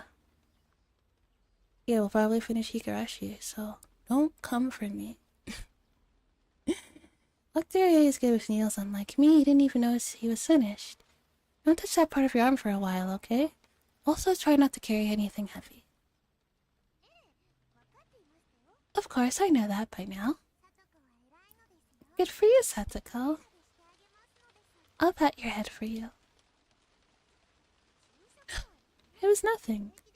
We're almost finished Persona 4. We're finishing it tomorrow. Yeah, we're finishing Persona 4 tomorrow.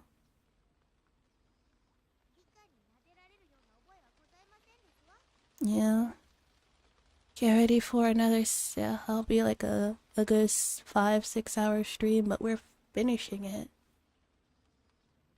Yes, yep, long stream tomorrow. Yeah, but we are finishing it.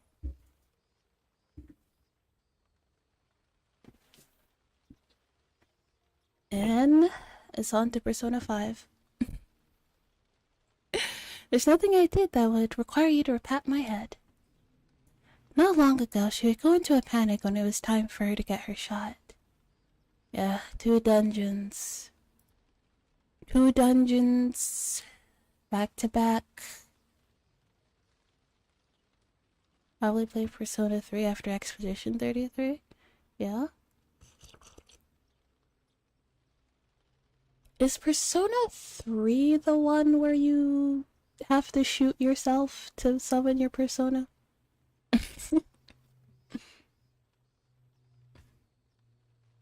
You gotta shoot yourself in the face and summon your persona.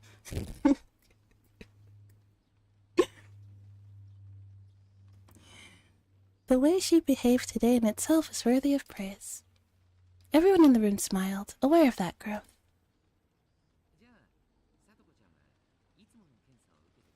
Please give her the usual test. I thought they changed that in the remake. Apparently not. I remember seeing that and I was like, holy, oh my god. He shot himself. He straight up pulled out a gun and popped himself right in the head. Okay.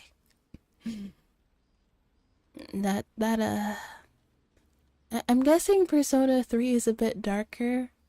Like the tone is a bit darker than Persona 4. Is Persona 4, like, it has its moments, but all in all, it's a pretty lighthearted game. We'll see. Yeah. Yeah. Let's give her the usual test, will you, Takano-san? Yeah. We could play Persona 3 after we finish Persona 5. Why not? Like P4 better than 5, yeah?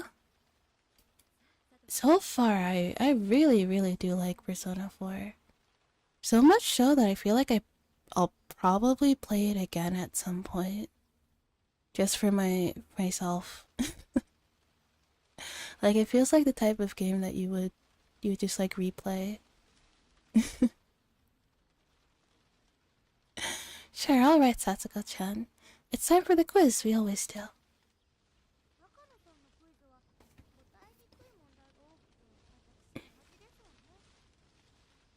They are. I fell in love with the entire cast of Persona 4.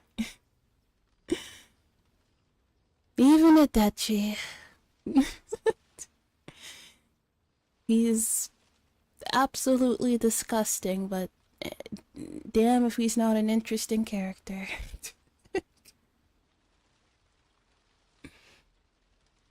Your quiz is always quite difficult for me. Take it easy. If it's too difficult for you, you can just tell me that you don't know the answer. You don't have to think too hard. Just tell me whatever comes to mind at the moment.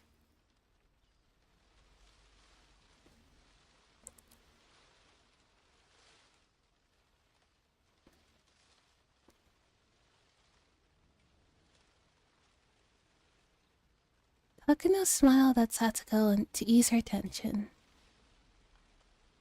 Then she led Satoko to a desk at the back of the examination room. I hope Satoko gets better soon. Is Satoko sick? I don't know if it's because of the heat, but Satoko has been showing negative symptoms since last month. Before is still my favorite. I felt like I made real friends in that game and I had to let them go. Right? I'm like, oh no, I have to... I'm not... I have to leave soon. I don't want to leave my friends. I want to stay in Inaba. I want to stay in Inaba with everybody.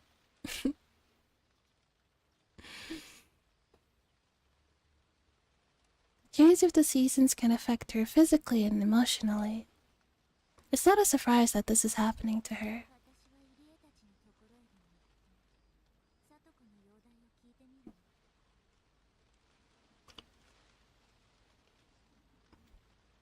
I'm going to see Irie and ask him how Satoko is doing. What are you going to do, Hanyo?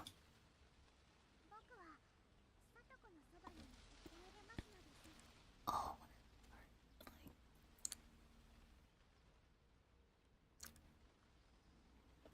I'm going to stay with Satoko. Thank you. I'll leave it to you.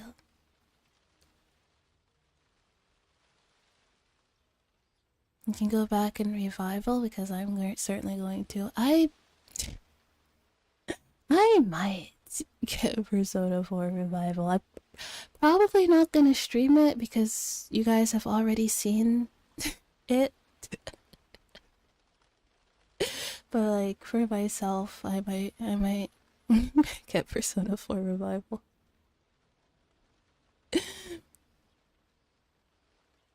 Kickflip? I can't do a kickflip. I can do this. Whoop. There you go. Then he went over to where Satoko was. Fortunately, I'm the only one who can see Hanyo. Maybe when I get a 3D model. Maybe. She won't be a distraction if she goes and observes Satoko's test. I, of course, would be a distraction like that. This is supposed to be a routine exam, but it seems like Takano is teasing her by giving her difficult questions. It would be pretty funny to observe how Satoko reacts to them. I'm a little jealous that Hanyu gets to watch everything without being a bother to Satoko.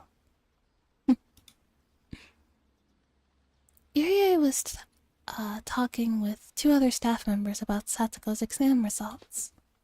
I walked up and joined them. Thank goodness. She seems to be improving. That's good news. From what Irie was saying, her results must have turned out well. Irie, how is she? Don't worry. The results were good. I'll discuss more with you two later. After ordering his staff to continue their work, Irie showed me some difficult paperwork and started explaining it to me.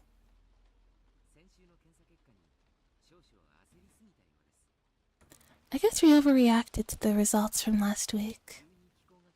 Her condition shifted dramatically because of the climate change. Did she have a cold by any chance? There was one night recently that was fairly hot. Satsuko was sleeping without her blanket and her stomach was exposed. She might have got a cold during that night. She was sleeping with her belly exposed. I poked her belly button, but she didn't wake up at all. If someone poked my belly button while I was sleeping, I think I would punch them in the face. I think I would actually, like, I would jolt up and I think I would, like, suplex them.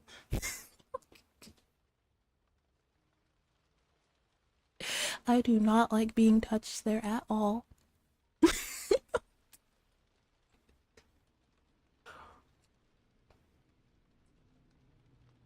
I'd throw hands if that happened to me, right?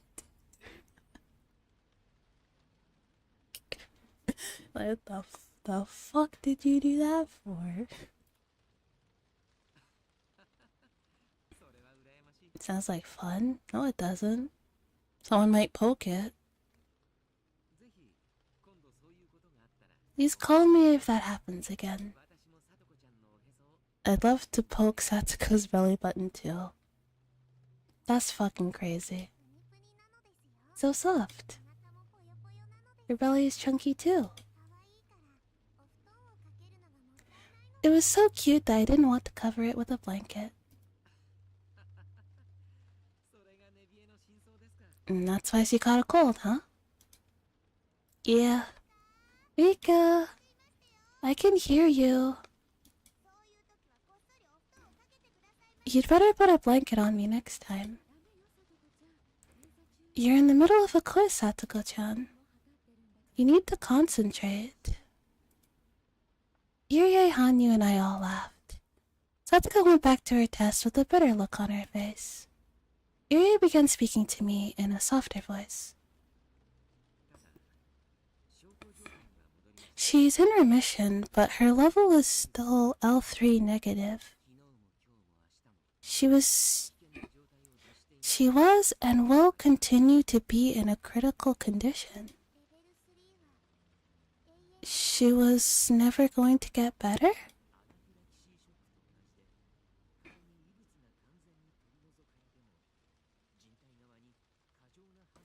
Just like with anaphylaxis, her body will be conditioned to react severely even after the foreign chemical is out of her system. In other words, she'll never move below the level 3 stage. What's wrong with Satsuko? That's right. But it's not the end of the world. She can control it by maintaining a proper lifestyle, as well as taking some medication. But it'll never be cured in her whole lifetime? I looked at Satsuko as she enjoyed taking her test. She seemed to be having fun even while being teased by Takano.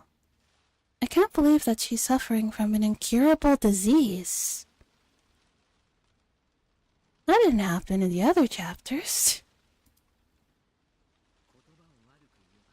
If you think about it in a negative way, you're right. But many people in the world are coping with incurable illnesses. Diabetes is a good example. The condition itself can never be cured, but the symptoms can be controlled. I know that very well. There are many worse diseases in the world. Like I said, never sleep with your belly exposed, you'll get an incurable disease. I don't think that was what gave her the incurable disease. I think she already had that.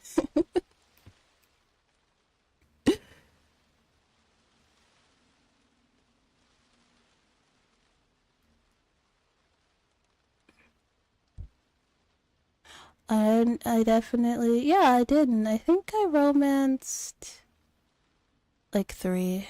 I don't really remember. I thought that was only on during the school trip though. Satoko might be in a relatively good situation compared to many other sick people. Of course, I'm not giving up on her. I'll make sure that I'll cure her disease someday. I promise. I trust you. Yes, trust me. Yuri spoke to me with a serious look on his face. As Satoko's best friend, I felt relieved to hear his words. I'm sure he'll do his best to save Satoko's life. I have no doubt that he'll do so. I've seen him act this way in every life I've lived. I also know why he's so passionate to save her, but I'm not supposed to know about it in this life. That's why I pretended not to see his sad smile. By the way, Rika-san, we'll be conducting another big test at the end of the month. Am I going to be the guinea pig this time? It's not like that. You're only helping with our studies, which will save many people's lives. Irie's guinea pig is not just Satoko. I'm also one of them. Although guinea pig is probably not the right term. Without Irie's efforts, Satoko would not be here today. For that reason, I should be showing respect to this man. I smiled at him, since my choice of words had hurt his feelings. Meep. If testing me can save Satoko's life, I don't mind being a guinea pig. Thank you for your support.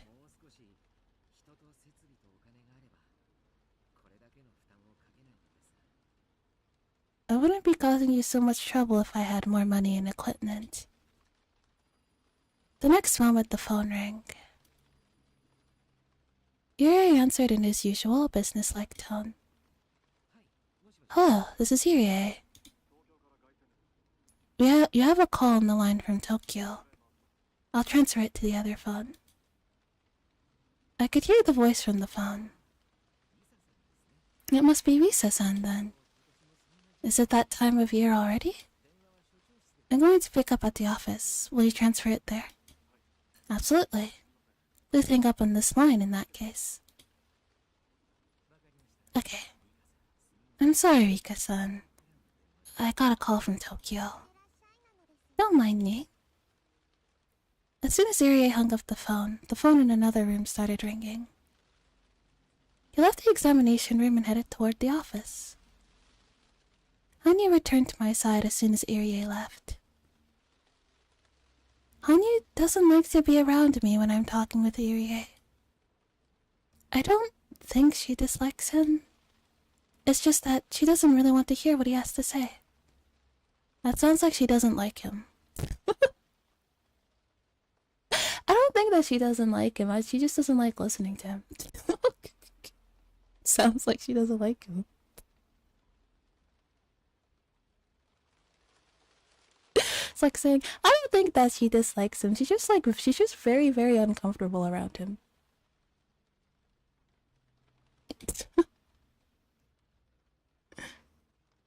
Irie doesn't mean any harm, but Hanyu is often hurt by the things that come out of his mouth. How's Satoko doing? What does Yurie say? Does he say like... Does he say like ghosts aren't real? I imagine that would probably hurt Anya's feelings, assuming that she's a ghost. If I was a ghost, I was hanging around and I heard someone say that ghosts aren't real, I feel like that would hurt my feelings pretty bad. I'd be like, oh. She's not good at spot the difference like usual. I was able to find more differences than her. I don't care how well you did. What about Satsuko?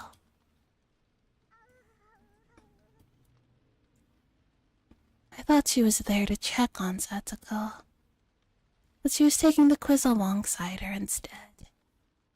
That's so typical of Hanyu. VTubers aren't real. Oh. Oh.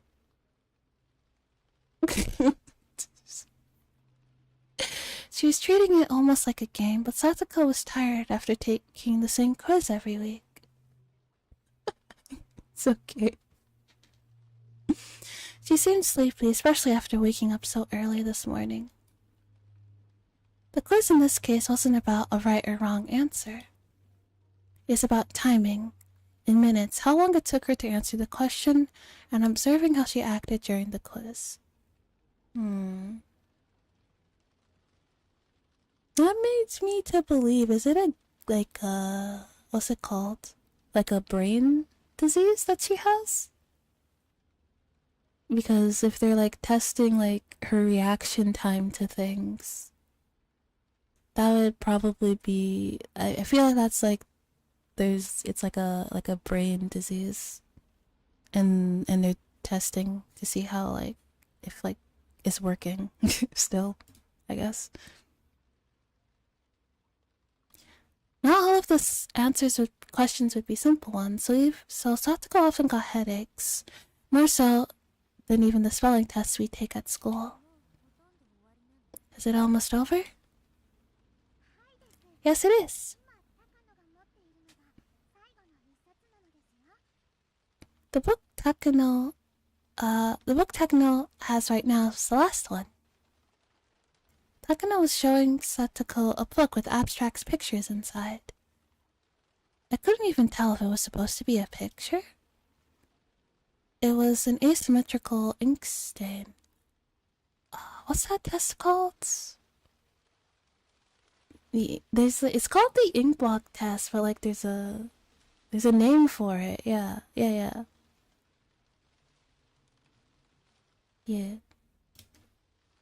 Hang on.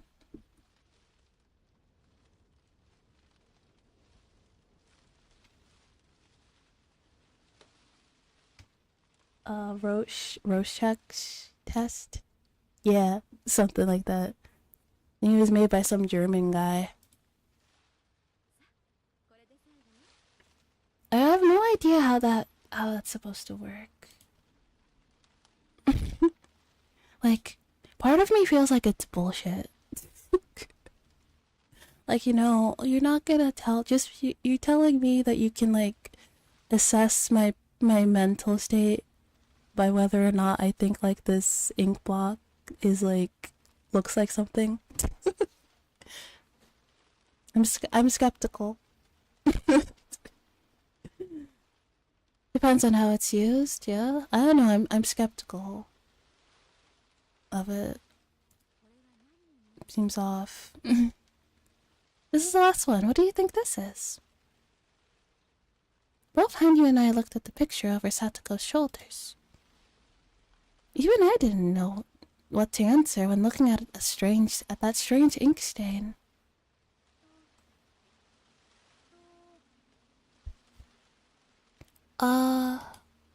Satsuko continued to think. Takano observed her, taking notes while Satsuko struggled. So even if I don't answer right, so like... She's also timing how long it took her to answer, holding a stopwatch under the table. I spoke to Hanyu so only she could hear me. What do you think it looks like, Hanyu? Uh, well... Oh! It's soft-served ice cream. It fell onto the ground and ended up like this. It's been wasted. I see. This is a good test for understanding someone's mind. Yeah, Hanyu would... Yeah, Hanyu would answer that. To me, it looked like a horse mackerel that had been cut open and its guts spilled out. Yeah. Yeah, Rika would think that, wouldn't she? I was thinking of food, too. Comfy, watch the other Higurashi streams if you want to understand.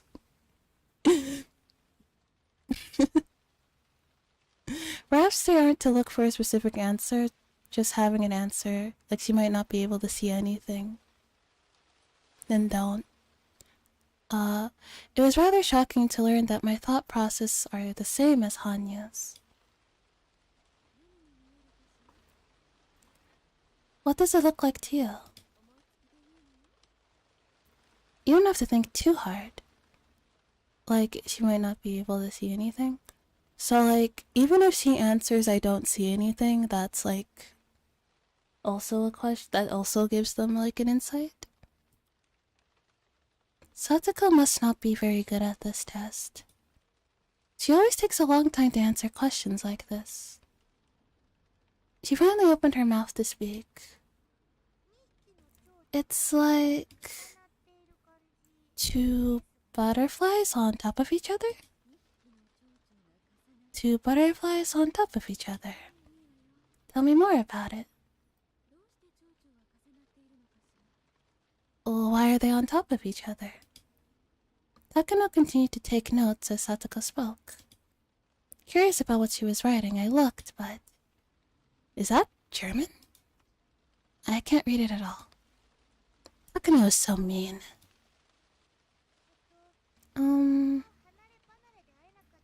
They were apart for quite some time, but having finally been reunited, they're excited to see each other again. Oh, like her brother. It's the butterflies are her and her brother. Oh.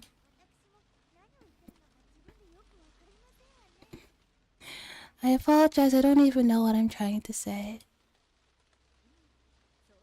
No, you're doing just fine. You can tell me what... You can just tell me whatever's on your mind. That's the whole point of this test. Are you certain such a strange answer is serving a purpose? Of course. For example, take this picture. You gave me a totally different answer last year. I can tell how you've changed just by comparing how you respond. Really, I don't like this test. What did I even say last year?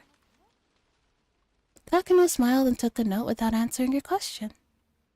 I tried to remember what her answer was, but I have more than 100 years worth of memories in my head. Good night, comfy, sleep well. Hanyu might remember better than I do. So as I looked at Hanyu, I realized she was standing there with a sad expression. I decided not to ask her. I could tell what kind of answer Satoko gave back then just by looking at Hanyu's face. Last year, June 1982. That was when Satoko was being abused by her cool aunt. Recalling that, I don't even want to know what Satoko answered. Just a year later, Satoko was so worn down. The Satoko who was so worn down could no longer be seen. She becomes so strong. I know how difficult it was for her to stay tough and strong like this. Her growth over the past year is overwhelming to me. You done with the test? Yuri returned from his office. Yes, we are finished. Satoko is handling it a lot better now. We were done pretty quickly today. I did my best to ensure it was done quickly. I have plans after this. I can't stay here too long. You have something after this?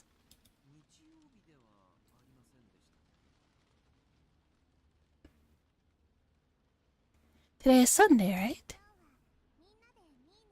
We're doing a club activity at Mi's uncle's toy store today. No wonder you were so obedient with the test today. It was because you have plans.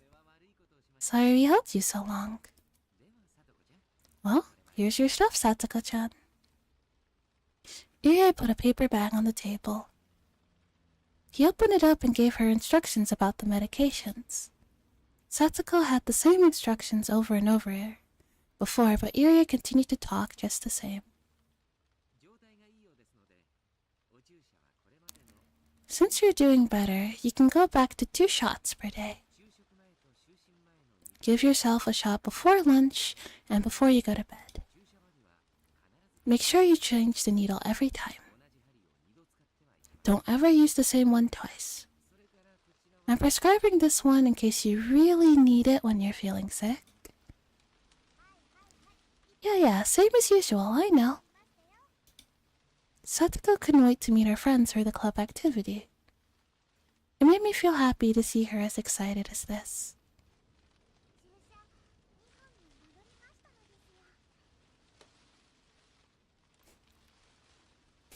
Yeah? It's connected to my mouth, actually. Yeah, it's pretty cute. She only has to take 2 shots per day now. I'm glad. The number of shots she has to take each day represents how well she's doing. It's a good thing that she has to take fewer shots. It's tough for her to give herself a shot 2 times a day. Oh. Honey grew quiet after hearing my comment. Irie handed her the paper bag after he finished his instructions. Rika! That's it! Rika, at last it's over. Good job. You seemed anxious during the test today. Have fun with your friends. Sorry, I was so tense.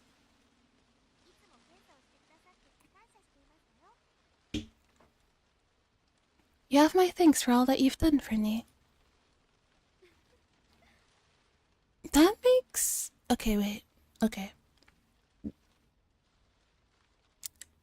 So, we didn't know about this in the other arcs. Because we were playing as different characters, so I guess didn't know about this. But because we're playing as Rika, we know, and Rika is Satoko's best friend, you know. We're privy to this. But if Satoko has always been sick, that makes, like, the stuff she was going through with her aunt a lot worse. Because, like, her and her brother were being abused really bad, and she was also, like, very ill on top of all of that. And then her brother went missing. That's really sad. Satoko doesn't deserve any of that. Good night, radio. Sleep well. Are you going to make it in time? I can give you a ride there. Oh, I also bought a new stuffed animal. It's in my car. You can give it a name if you like. Oh, nice. What sort of creature could it be? I wonder what I should name it. What is it exactly? It's a cat again. One with tiger stripes this time. I think you'll like it a lot. Satsuko and Takano are good friends. They're both fond of stuffed animals. Every time Takano gets a new one, she brags about it to Satsuko. That's all they have in common, but having a friend like Takano is a special thing for Satsuko. She's part of the Hojo family who tried to betray the village. People at the clinic are the only adults who even talk to Satsuko. Have fun at the club. You should suggest wearing rainbow uniforms for the punishment game. I have one in every size. You would. Either way, I'll see you next week. No, thank you. See you next week. Well, let's be going. Our battle today is not only against the club members. I'm itching to put my skills to the test. I bowed slightly and made to leave the examination room, but I soon realized something. Irie was looking at me with a sad expression on his face. Just with that look, I could tell what he wanted to say. Please take care of Satsuko-chan if something happens to her. I nodded at him and stepped out into the hallway with Satsuko.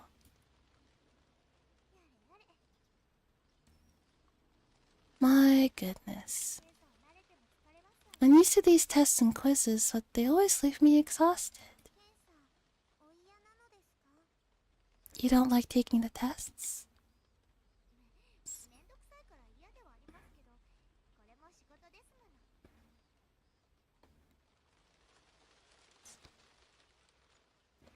Well, I don't, but they are my job. There's nothing I can do about it. Satsuko is supporting Irie's research. He gets financial support by helping him out.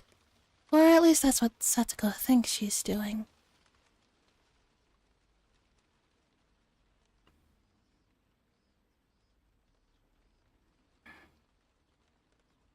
Satsuko was bursting with enthusiasm, so we headed to Kiyomiya at full speed.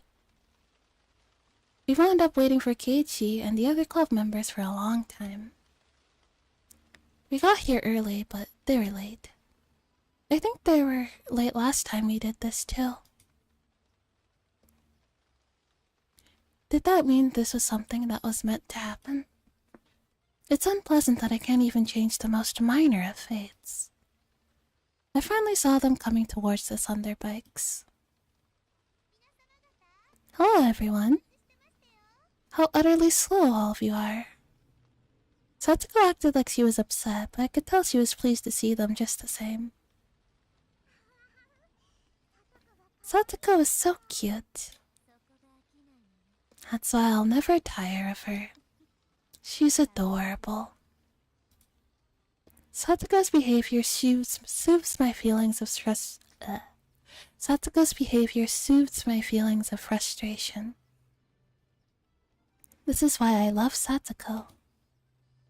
If she was a small fluffing animal, I would definitely keep her in a cage. Good morning, Satsuko-chan and Rika-chan. Good morning. Hey. Good morning, Rika-chan. Satsuko, think fast. We gotta do this quick before the cops get here. Our goal is 1 billion yen. Huh? Keiichi-san, what in the world are you talking about? Are we late? When did you guys get here? It didn't take too long, so we've been waiting here a while. Mion and Rena know that Satsuko gets a checkup every Sunday at the clinic. Sorry about that. Kei-chan didn't show up on time, that's why we were late.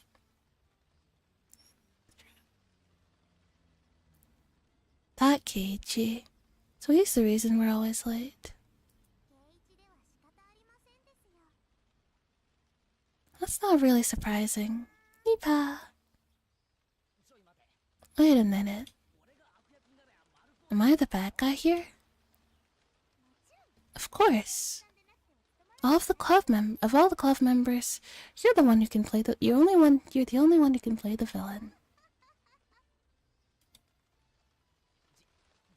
What's that supposed to mean?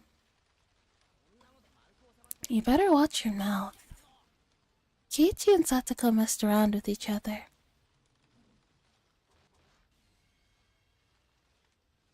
Satoko acted like she was crying, and Rika punched Keiichi, knocking him out cold. It was the same old situation they always got into. I can watch this sort of thing forever. It's like having a glass of cold milk after taking a hot bath. I can never win against her.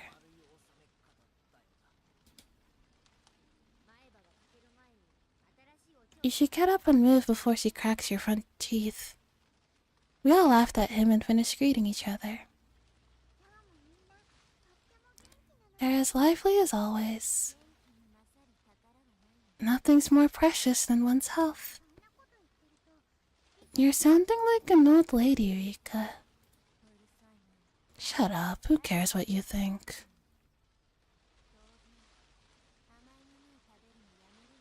I'm not going to get any sweet treats if he keeps on saying things like that. Oh. Anya seemed to be getting more depressed than usual. I should stop teasing her so much. It was a joke. Will you get off of me? I'm sorry. Anya loves sweet treats. She especially loves cake and ice cream. Since she can't eat anything, she has to depend on me when it comes to that. In other words, whenever I eat, Hanyu can taste too. Even if Hanyu craves something, it doesn't mean anything if I don't eat it. In other words, I have total control of what she eats. That's why it's fun to tease her, saying what I'll eat and what I won't.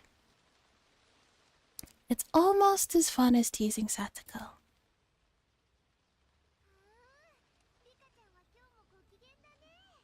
You seem to be in a good mood today, Rika-chan. I want to take you home. You'll be arrested if you do that, you know. Hey Mion, the store owner is calling you. Rika, did you hear? There's going to be a prize for the club activity today. I remember. Mion was going to be paying 50,000 yen out of her pocket as a prize. I couldn't believe she could just afford that. Therefore, I have to assume that this is some kind of guarantee that she won't lose. And you know what it is? It's 50,000 yen. 50,000 yen. Satoko stared at me. Oh no. She's expecting me to be surprised to hear that the prize is 50,000 yen. It's natural to be surprised after hearing that sum. I didn't react because I already knew it. Perhaps I gave the impression that I have known it for a long time. Keiichi-san, isn't that amazing that the prize is 50,000 yen? 50,000 yen? The heck is that? That's like 5 years worth of the Keiichi GNP. Satoko said the same thing to Keiichi. She probably assumed that I wasn't listening to her, so she decided to talk to Keiichi instead.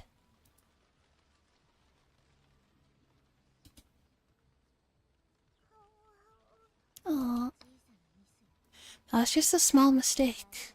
I'm fine.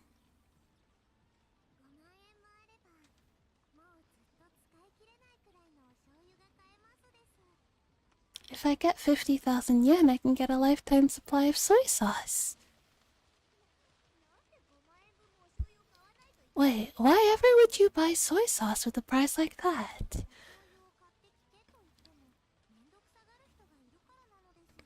Because a certain someone always gives me a dirty look when I ask her to go and get soy sauce from the store.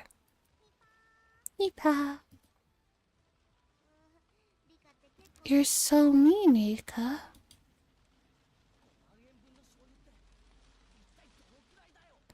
How much soy sauce do you think you can get for 50,000 yen? Man, I want to see. Keiichi joined the conversation, which finally brought us back to our normal pace. In order to pursue a greater happiness, I need to sacrifice a smaller one. In a perfect world, Rika Furude was supposed to be surprised to hear from her best friend that prize was 50,000 yen. But I already knew that. I knew it from my previous lives. All I could do was give her a boring reaction. I can't be surprised at that big prize of 50,000 yen. I can't give her the reaction that she expects from me. Am I losing the ability to be surprised by life? And after the continual repetition of small incidents like this, there will be nothing left that I can find interesting. I'll have nothing to be surprised about. I'll never be impressed with anything. Eventually, I'll lose my emotions entirely. That's why I'm always trying to be careful. I make sure I act like Rika Furude, who doesn't know anything. Even though I may not be impressed as a young girl, Rika Furude should be impressed with many things. Rika Furude is supposed to act excited when she encounters something for the first time.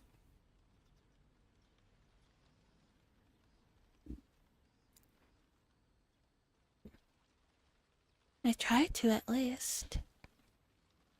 But the more and more I try, the more I feel like Rika Furude is someone very distant.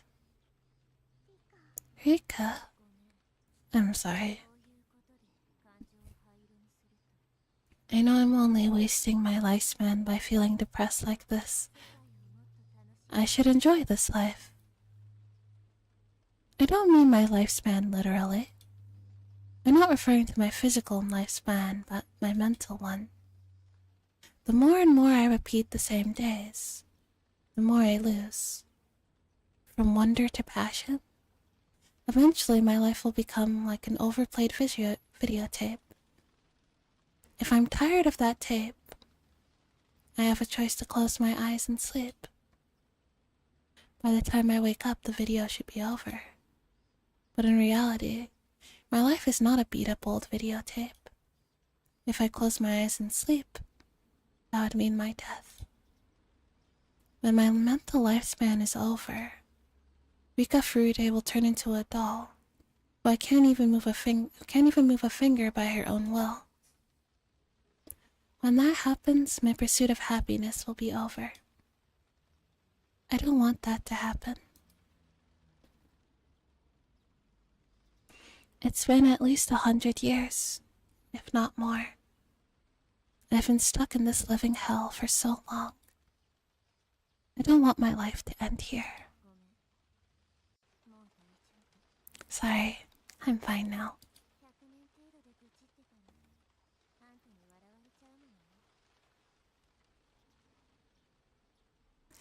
Are you enjoying Minagoroshi-han? I am, yes.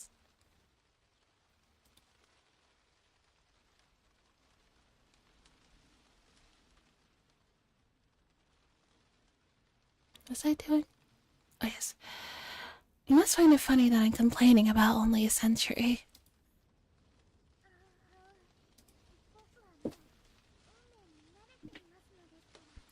I've grown used to this fate by now. Alright. I'm fine. I'm Rika Furude. I'm Rika Furude. If I don't stay focused on being Rika Furude, I'm afraid I might end up showing my true self inside of that shell. Rika Furude is supposed to be a cute and innocent little girl, after all. Meep. What would you buy if you got 50,000 yen, Rena?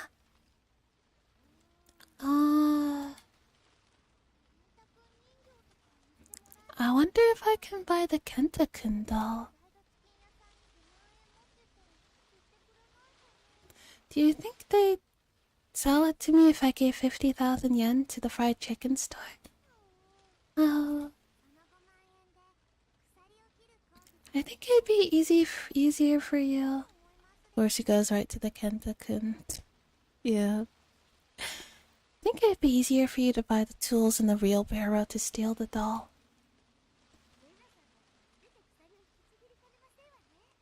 I bet Rena-chan could break the chain with her bare hands if she wanted to. I agree on that one. Aww, you're all so mean. Thus we rejoined a typical flow of conversation naturally. Once I enter that flow, it's not hard for me to continue as Rika Furude. Being Rika Furude is like flying a kite for me. Once it's up in the air, it can stay in the sky for a while. But if something happens and it loses control, it's one heck of a challenge to get it back on track. Every time it tries to get back up in the air, the kite gets dragged on the ground and wears out. I'm exactly like that.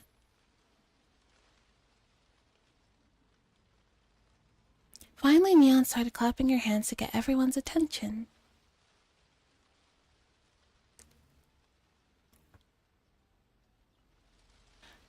I already knew the rules. The members will be broken into 5 different groups. Each group plays a game that they choose together. I was secretly hoping that Mion would change the rules for some reason. There's nothing more boring than to already know what was going to happen.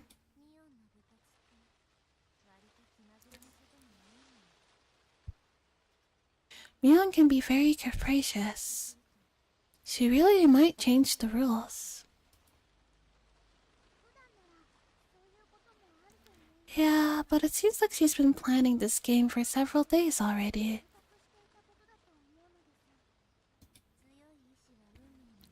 A strong will can be fated too, huh? Normally, when we're doing club activities, Mion decides what to play at the last minute. She opens her locker and randomly decides what game to play. For that reason, our club activities are rarely repeated throughout my lives. That's why I'm never bored with them. But just as Hanyu said, today's event was something that Mion had been planning for a while. I was certain she wouldn't suggest anything spontaneously that day.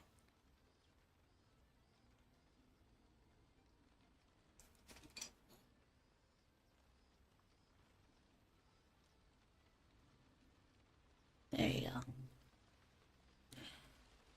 In that case, this won't be up to random chance. Mion only had one idea in her mind. Therefore, it was equivalent to destiny. Although, her idea of having this event in the toy store is actually a spontaneous one. Of all the lies I've repeated, there's a very low chance for this event to occur. You shouldn't expect anything to be different. I'm not expecting it.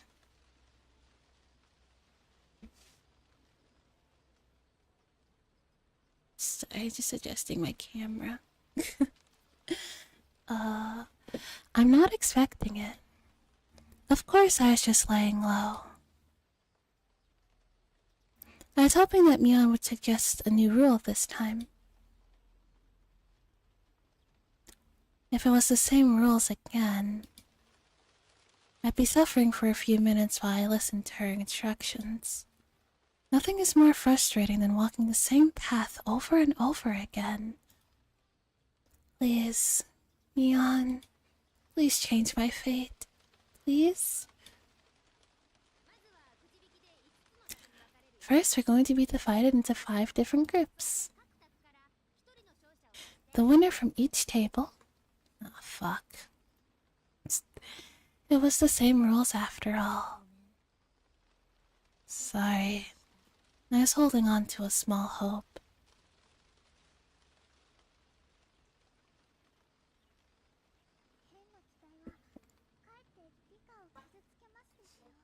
Small hopes will hurt you, Rika. You're right. You've told me so many times, but I never learn. Hanyu has taught me so many times. She taught me the trick to swimming in the flow of destiny. Not the Hanyu-sponsored Rika depression arc. Hanyu is literally in Rika's ear. It's just like... It's literally pointless. You really should just give up. And Rika's like... No, I don't want to give up. Maybe it'll be different. And then it's not different, and Hanyu's like, yeah, see, I told you so. I fucking told you so. She taught me the trick to swimming in the flow of destiny. The flow of destiny is just like a river's. I can swim in the direction I want to some extent, but of course, trying to swim against the flow requires some effort. Allowing myself to drift causes the least amount of strain. Of course, some strong currents are impossible to resist, even with great effort. If I recklessly try to resist without realizing it's impossible, then I'll only wear myself out needlessly, just as if fighting a river's current. So Hanyu taught me to read those currents, which is why I could have easily imagined that the rules would be the same the moment I learned Mion had planned today's event in advance. Yet I still wish the rules would be different, a completely wasteful action. In the end, my hopes were betrayed, only leaving my heart worn out. And things like that caused me to separate further from Rika Furude. Eventually I'll grow tired of everything, lose all interest, and die.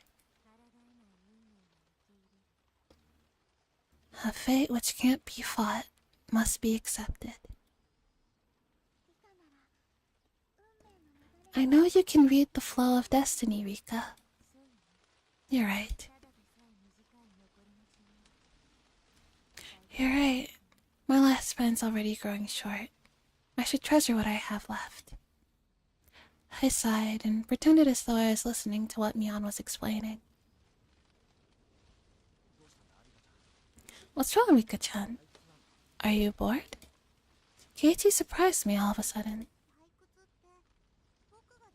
Are you talking to me? This has never happened before, so I thought he was talking to someone else. But it seemed like Keiichi really was talking to me. Yeah. You've looked bored ever since this morning. Are you sleepy from waking up too early? I was just thinking I've already done this before. No one would understand what I mean anyway. But Keiichi might. And so I told him how I honestly felt. Huh? Are you serious? No wonder Mion seems so used to this. Well, I'm looking forward to it since it's my first time, though. I envied him for feeling that way. I sighed, knowing that I never will.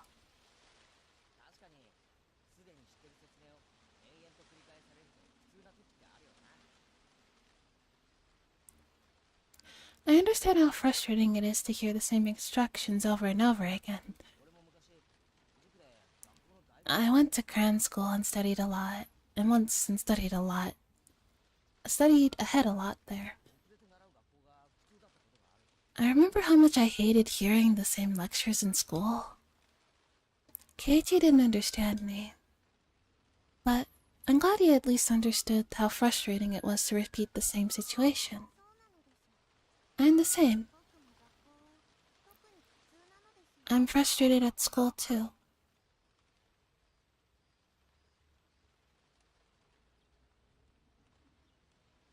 Keiichi, the MVP. Yeah.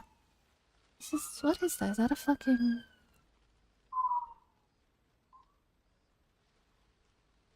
It's an ambulance.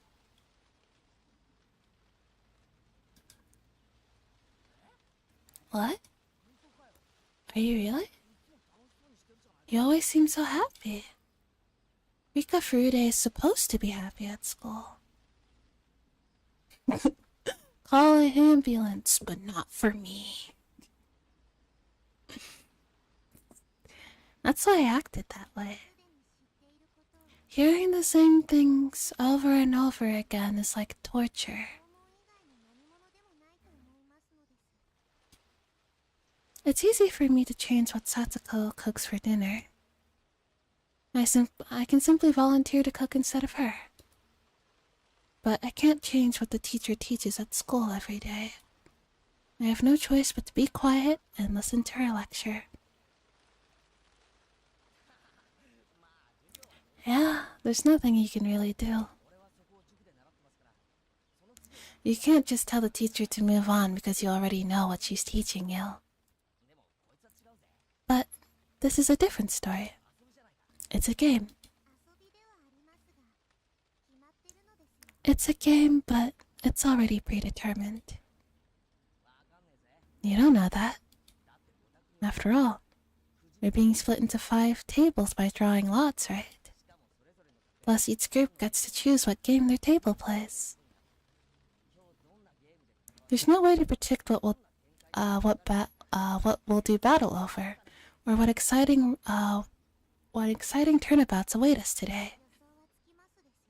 But I can make a good guess. No, you can't. Keiichi smiled as he contradicted me. That smile seemed so ignorant to me. While the groups will be decided by drawing lots, each member will be in a different group. Keiichi, you'll be sitting over there. My table will be right over there. I'll be playing a fishing game. You'll be playing a game called Billionaire. I don't know how, but last time we were broken into 5 separate groups. It couldn't have been a coincidence.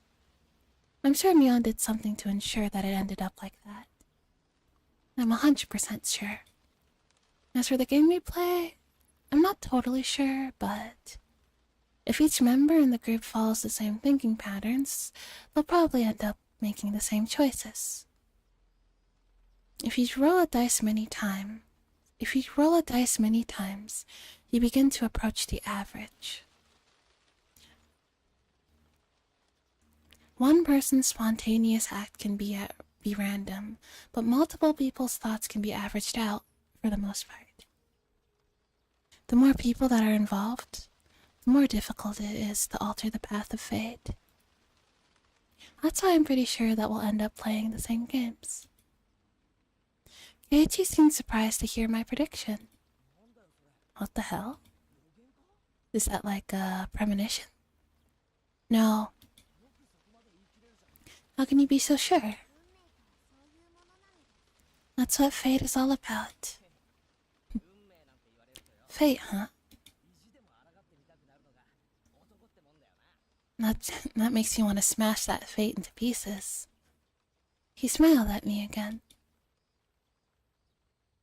I knew that he was just smiling without reason, but I felt a small hope for him. After all, Keiichi really did shatter fate before. But that was just a miracle that happened in my previous life. I couldn't expect him to do the same thing in this one. Otherwise, I'd be worn down by my high expectations again. Alright, we're going to decide our groups by drawing lots from this box. Club members go first. Mion drew first, then Satsuko followed, The results were the same as last time. I really don't want to fight against a club member at the very start. I'm sorry if we get the same group, Rika-chan. Don't worry. Your table is over there. Mine is right there. Whatever you say. You watch. Keiichi looked upset. See? My predictions are always right. It was a 20% chance. Anyone can make a random guess. Yeah, random. Keiichi told me that was just a coincidence. Okay. Because, like, Rika says she's lived pretty much the equivalent of, like, over 100 years. And if she's living the same, like, couple weeks over and over, for that to add up to over 100 years, that's thousands. Thousands upon thousands of times. Nah. No. I hate it. If it was, I'd probably not like this game anymore. It's all in their head or it's all a dream is such a cop-out.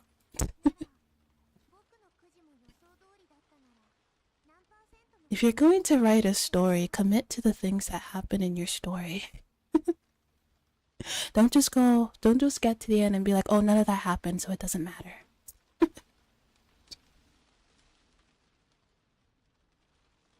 I hate that. It's why I almost didn't like the ending of Danganronpa 3 because it became. Yeah, across all the arts, there's only 8-9 loops out of the God knows how many she went through. Yeah. That explains why she sounds like a depressed old lady. What if I predicted my seat right too? What's the percentage of that? It's 20 of 20, so 4%? I'll believe you if you get it right with a percent that low. Keiichi grinned at me, believing such a chance is impossible. Having a very trippy nap.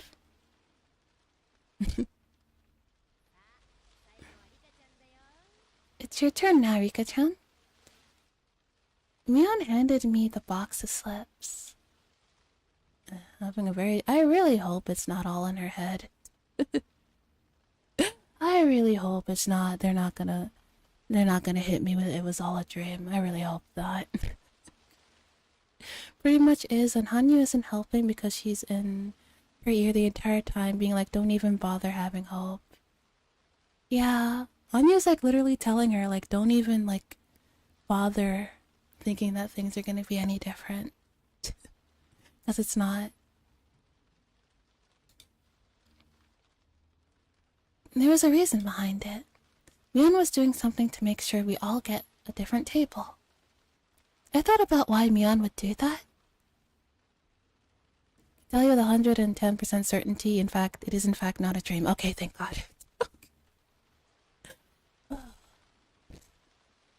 Please do not hit me with the it's not a dream. Oh, a dream, fuck.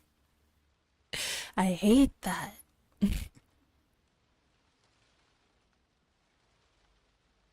She should be able to change things as long as she does things differently.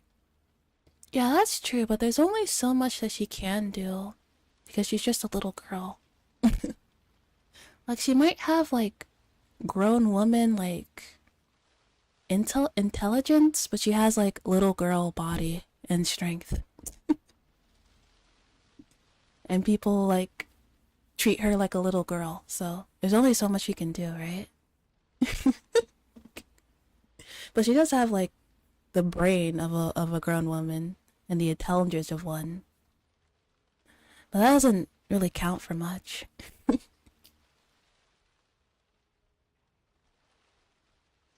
Not a dream, it's not in their heads, yeah. Even small things can cause big changes, butterfly effect. Mayhaps. Yeah. I mean, there have been like little changes here and there in every chapter so far. Things do go happen a little differently every time, so. With the information I gathered about Mion over many years, I could see her reasoning.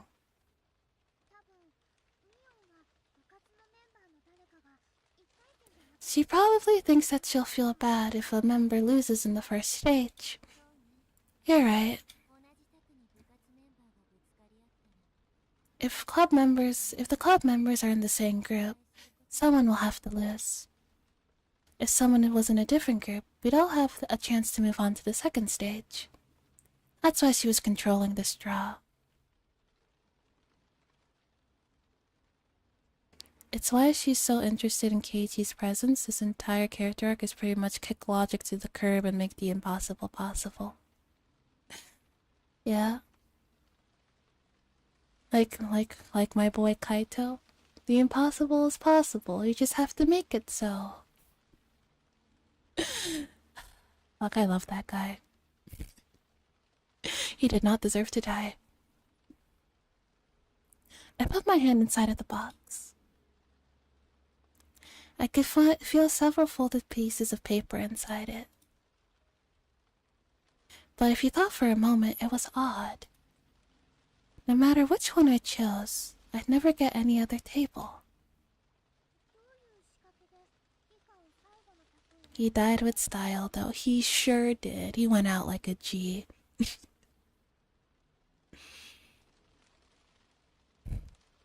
I wonder how she's making it so you sit at the last table. Me too. Only Mion knows. All I know is that no matter which paper I choose, I'll be sitting at the last table. Ah, I got it. All the papers in this box are the same? They must be. I bet Mion set some kind of trap in this box. There's probably a box for a magic show or something. There could be some kind of gimmick inside the box, and she can switch what's inside of it. Depending on who's drawing the paper, she'd change out the lots and control the result. I don't exactly know how, but I was sure she was doing something. I didn't even need to know how she was doing it. The most important thing was why.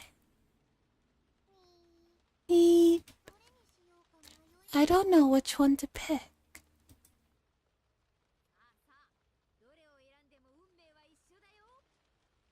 No matter which one you pick, your fate is already decided. She was admitting it herself. I was certain then. Based on what I felt inside, there is less than 10 pieces of paper inside this box. In other words, there are hidden pieces of paper that I couldn't touch somewhere inside the box. Is this all kind of like a metaphor for how she feels? Like she feels as like everything in this world is decided, and even if there are other options, she can't reach them. It kind of feels like what they're doing with this. I smiled at Mion as I figured out her trick, but she had no clue why I was smiling. I'm taking this one. Sure, let me see. Huh? Wow, the club members are all divided into separate groups. Mion behaved as though this was news to her. She's such an actress. The other contestants made a dissatisfied noise. They'd have to face a club member no matter which table they got. Keiichi was surprised too. Something like that, she's kind of spiraling and just thinking everything as it would confer her biases and etc. Yeah. I mean, she's kind of going through it.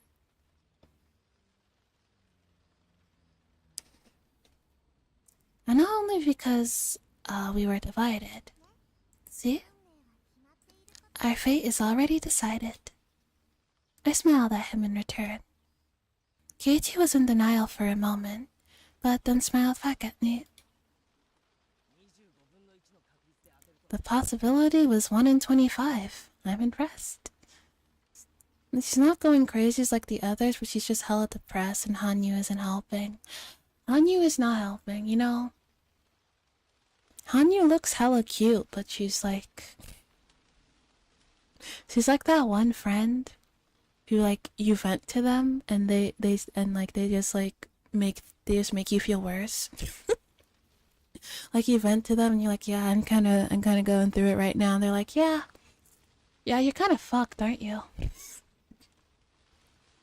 And you're like, what should I do? And like, I don't fucking know. Your shit's fucked. And you're like, thanks, I needed to hear that. And they're like, can you be a bit more uplifting? And they're like, no, I'm just being realistic. Want me to lie to you? Like I can tell you something nice, but it's not gonna be sincere. Ugh. Best friend.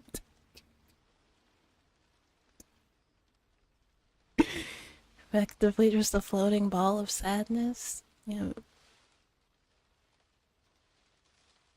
realize Keiichi's the kind of friend who's like, need help burying a body or something? I'm your man, bro. She's like, you killed someone? You need to bury the body? Fucking just say where.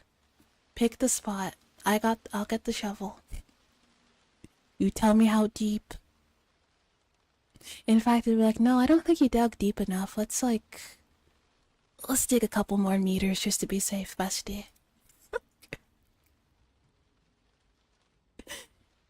Embodiment of fuck it, we ball. Absolutely.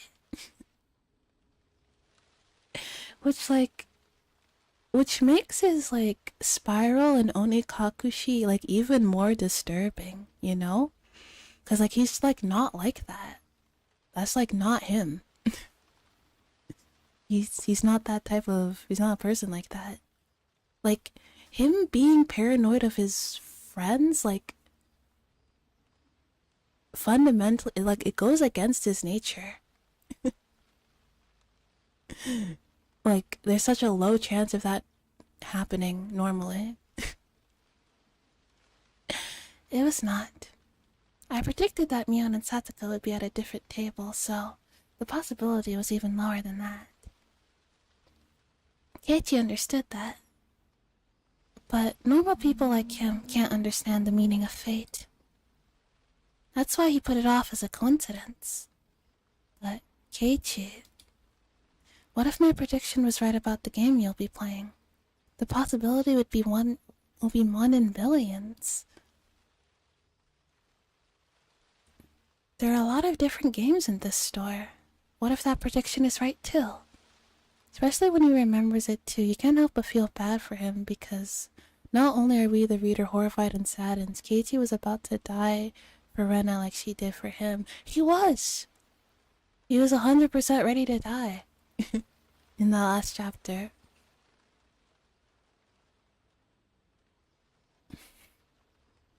Will he still believe it was just a coincidence? I stayed quiet in my seat, waiting to see what game my group was going to decide on. They were going to choose the fishing game. I didn't expect them to choose anything other than that. I was there, can confirm. He was quite ready. I can't have high expectations, otherwise I'll be hurt again.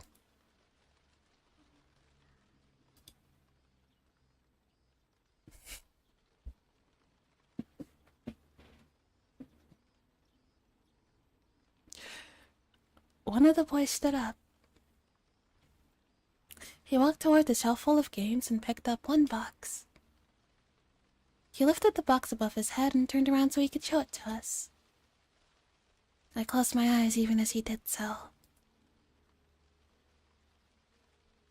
Really love his transition from the MC to the group support pillar. He's such a good character.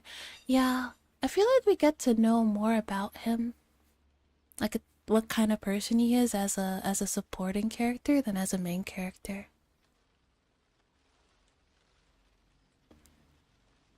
I could still hear what he was saying. Check this out. You guys remember this? We should play this one. Yeah. It's the one with the spinning fish, right?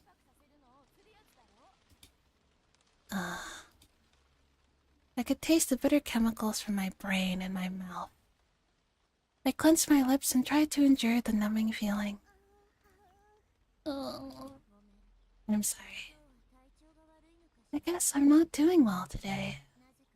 For some reason, I just can't accept this flow.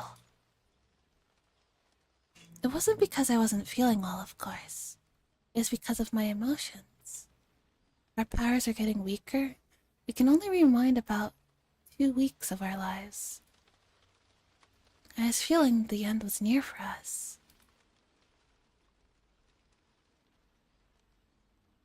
Yeah, because they're all unreliable narrators to varying extents, but when you get to see KT from a few characters' point of view, you really understand him as a person or character. Yeah. In order for me to change my tragic fate, I need more time to prepare. But I can only go back 2 weeks. It means my power to resist fate has significantly weakened. Even if I become as weak as a small leaf in the river, I should be able to do something in order to change my path. But I can only go back to the point... If I can only go back to the point where I'm getting ready to be swallowed into the whirlpool, there's no chance for me to escape it. I lived for so long, believing that I could eventually escape my fate and survive. I believed that I had a chance in every moment of every life I lived. But there are limits to those chances. There are so many limits in my repeated lives, and perhaps this might be my last chance. That might be why I'm feeling so restless. Stop it, Rika. The harder you think about it, the worse it'll be on your mind. Funny, too, that her power weakened as her depression grew and grew. Yeah. It's like, it's linked, I guess it's like kind of linked to her resolve. Like, the less optimistic she is about being able to survive, the less power she has to actually do it. I guess that's kind of, you can kind of relate that to real life too. You know, if you're hyping yourself up more and you believe that you can do something, you're more likely to do it. Like, you're more likely to be able to do it than someone who's like already like believing that they can't, you know? You're not gonna be able to push through as hard when they need to. I know. Just be quiet already.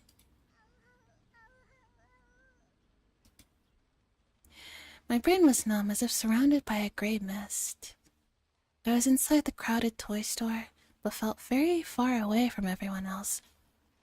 Yeah, Rika, honey, that's called disassociation. That's not good, Pookie. Your brain's going. The tighter I closed my eyes and the harder I clenched my teeth, the emptier my head became.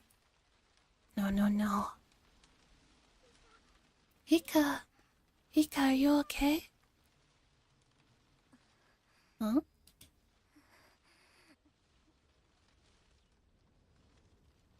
As I tried to focus, I became conscious again.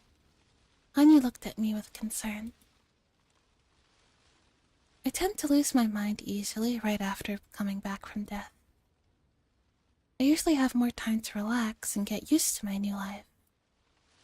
But I have no time for that now. The Watanagashi festival is only 2 weeks away. I can't just relax and wait for myself to get used to things. Don't be a wimp, Rika. Don't be a wimp. Fight against fate.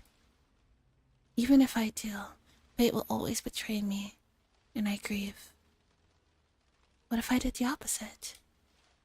What if I didn't fight against fate? A few weeks after the Watsunagashi Festival of 1983, I will die because I am fated to do so. Fight, don't fight, fight, don't fight, fight, don't fight, don't fight, fight, don't fight, fight, don't fight, fight, don't fight, fight, don't fight. As I repeat the same words, they started to lose all meaning, like I was chanting something. I bit my tongue in my mind and forced myself to stop thinking about it. Almost kind of equate it to the stages of grief. Yeah, kind of. Yeah, I think she's in the acceptance stage now. When I opened my eyes, I saw the fishing game in front of me, as well as my pole. Someone had placed it there while I had my eyes closed.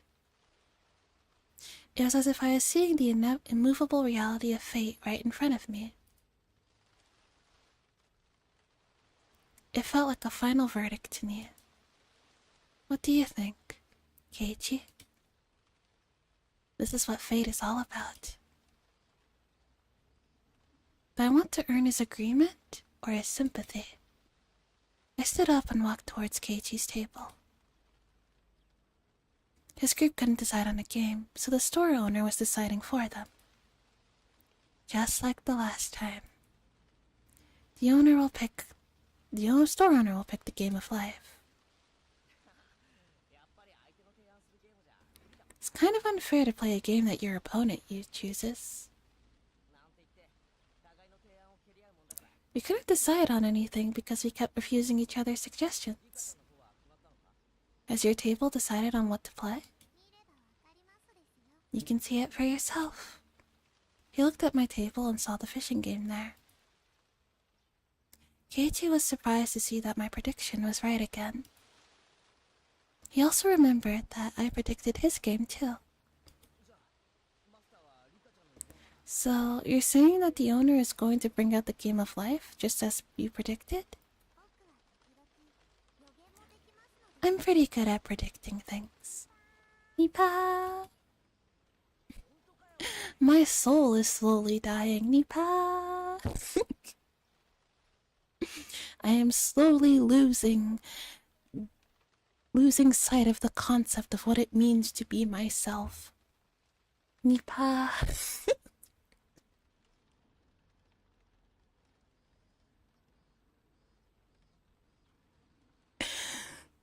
Are you serious? Alright, I'll believe you only if he really brings us the game of life. You bet.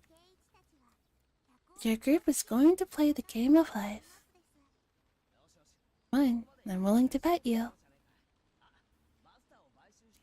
Don't you cheat and talk him into it.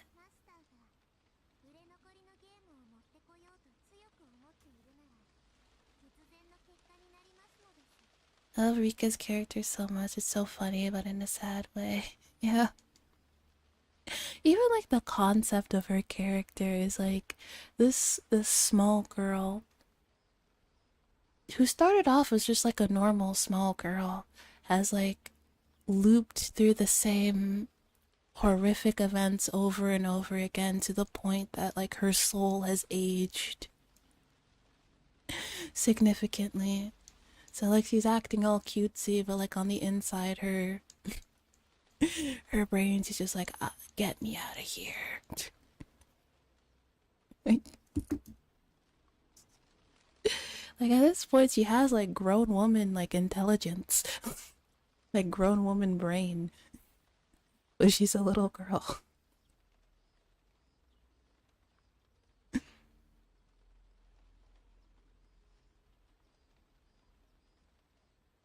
It's funny because you see her see her like this like support killer almost in all the other arcs, and she tries her hardest to help everybody, but it never works and just crumbles more and more each time. Yep. He wants you to play a game he has a lot of, so I'll bring that one out. I remember it was covered by dust when he gave it to them last time. Since we had to buy the game if we lost, he was trying to sell products he had a surplus of. Therefore, he won't be choosing any game at random. He'll be looking for one with bad sales, with a strong will to do so. That will of his is going to make the pull of fate all the stronger. In that case, there's no guarantee that he'd be losing the game of life specifically. He might choose something else that's also overstocked. The owner finally reappeared with a box covered in dust. Oh, see? I told you so. He has the Game of Life box in his hands. Part of me hoped it wouldn't be the Game of Life, tasted the bitterness of the betrayal. But the cynical part of me had expected it to happen found it amusing in a way. I felt like my personality was twisting more and more.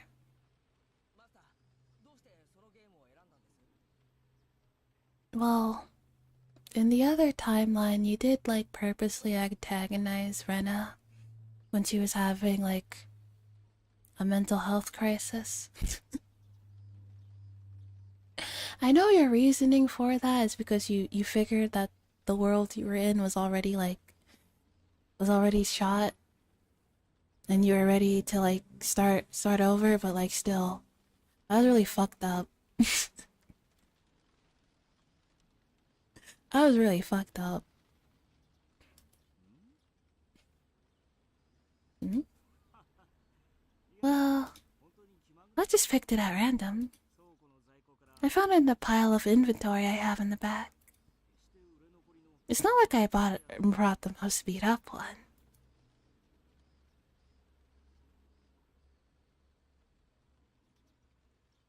It's kind of ironic how she doesn't see things are changing right now in front of her with Keiichi. Yeah, that's true. She's never had this conversation with him before. You know, if she keeps talking to him like this, maybe he might realize something. You know, maybe something's gonna click.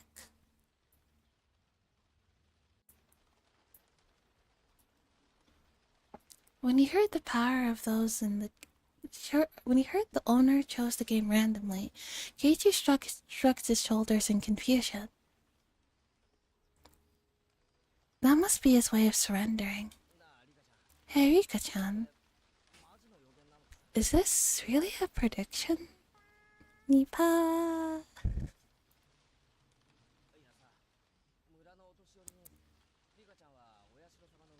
Well, some people from the village once told me that you're the reincarnation of Oyashio-sama. They told me that you have special powers. They said your predictions are always accurate. Is that really true? I suppose that Keiichi actually believed the superstitions he heard from the elderly villagers. I just know which was destined to happen. To make it clear, it's because I've already witnessed this world once before. Damn. Can't even make fun of you. Keiichi seemed like he was just fooling around.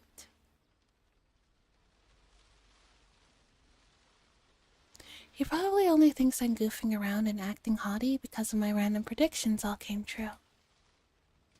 I had hope for him.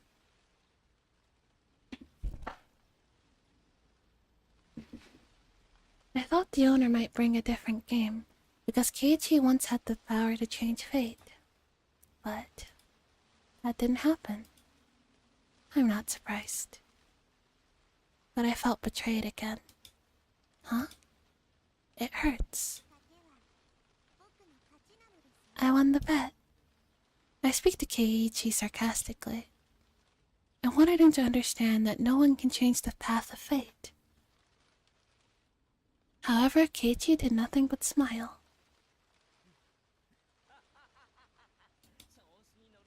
Don't get carried away, Rika-chan. You can't just say that you can read the future. For a guy, words like destiny and fate mean a lot more than you think. They're not things you can figure out that easily. Yep. I had no idea what he was trying to say, but he made me nervous. It isn't really a feel. It wasn't a scary feeling. No, it was closer to hope. Hope. The cast of Danganronpa wants to know your location. You said it was fate that the owner could choose the game of life. I have to admit that your prediction was correct. But you also said something else. What did I say? You said I was fated to play it. Yes. It was indeed his fate. Despair. I have a feeling Hanyu might get along with Junko. Yeah, I mean... Hanyu seems to be a professional peddler of despair.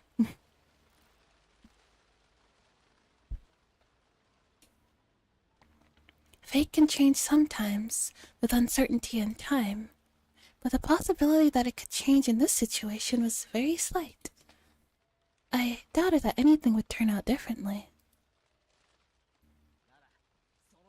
In that case, I'll change that fate. Let's go. Based Keiichi?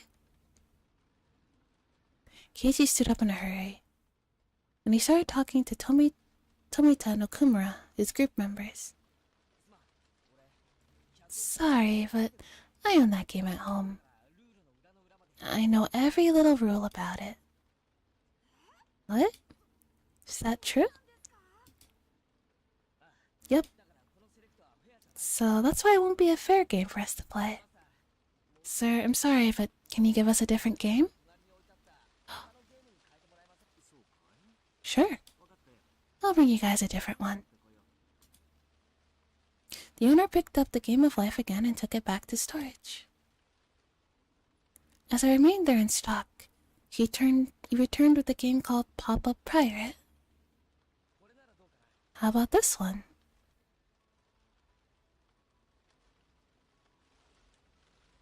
Like, out of the entire cast, including side characters, Keiichi's the only person who might genuinely be capable of grabbing fate by the horns and taking fate itself for a ride.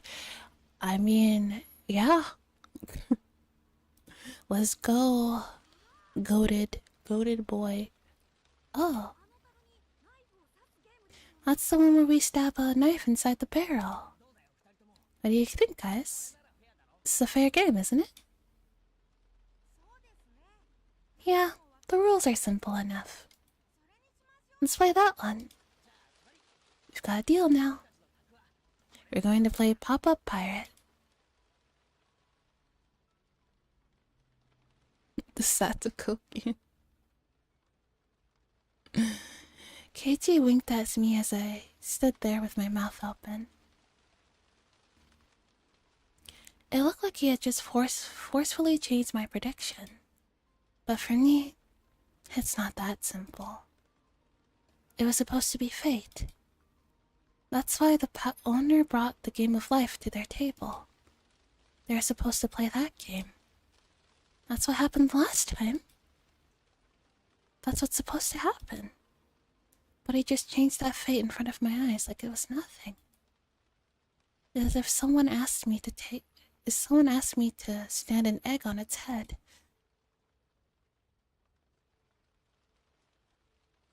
And as I struggled to do so, Keiichi forcibly cracked the egg and made it stand up right in front of me. He has zero idea what Rika's even going on about, and yet he sees his friend distressed and immediately hops in to try and make things right. Yeah. That's why we love him. Should I have had far greater power than Keiichi? I should have had far greater power than Keiichi. But why was I feeling so weak? Yeah? Welcome back. Was it because I wasn't trying to fight against fate, so I wouldn't get hurt? Because I was going with the flow without trying too hard? What was I thinking? You looked so bored just a few minutes ago. I know why. You didn't want to play the fishing game, did you? Yeah. I'm not going to hide it anymore. That's easy. So, I'm a witch who's been living for more than 100 years. So I thought I was better than everyone, just because I can see the paths of fate? That's stupid. I really am so stupid. Keiichi tapped me on the back. He was urging me to return to my table. The sensation of his touch filled up my heart with emotion. I wasn't going to stand idly by anymore. I thought I couldn't cheat fate. I thought 2 weeks wasn't enough. But Keiichi justified his fate in a matter of 5 minutes.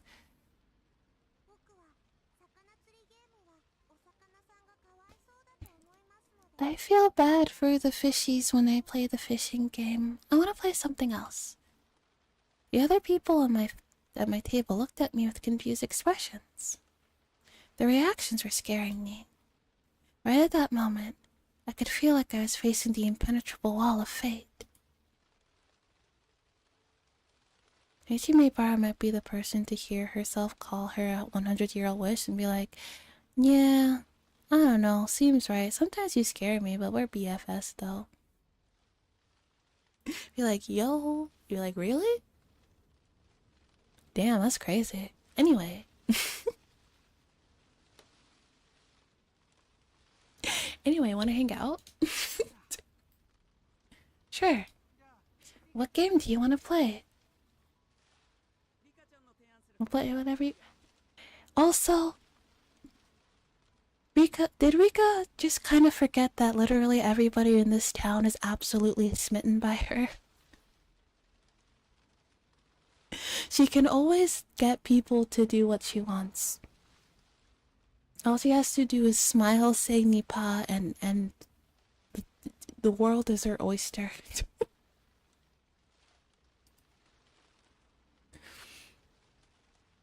They accepted my suggestion and gave up on the fishing game so easily. That's right.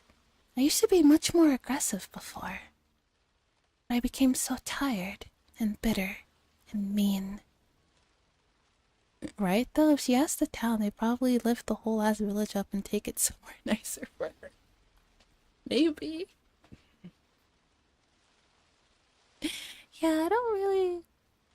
You know, I don't really like it here. What if, can we like pick up the village and move it like a few feet to the right? I think that'd be a lot better.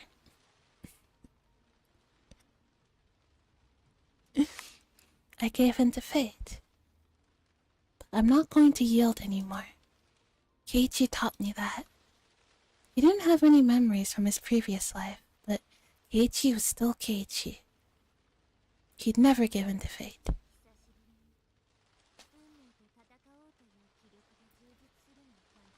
For the first time in a long while, I feel motivated to fight.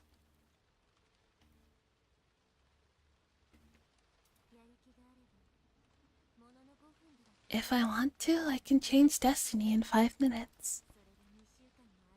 And I have 2 whole weeks to work with. I'm different now. Yeah, now it's not, oh, I only have 2 weeks. It's like, now I have 2 whole weeks. You know. Of this scene, all jokes aside, because it shows that even just a small scale of, I don't want to play this game, she can change things. Exactly. You know. I'm going to fight against fate. Let's do our best. Yeah? In contrast to my motivation, Anya was wearing a sad expression.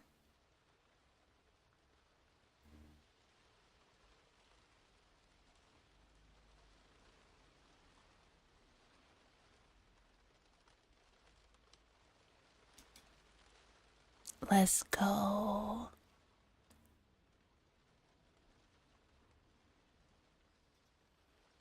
You get it on you like NCR.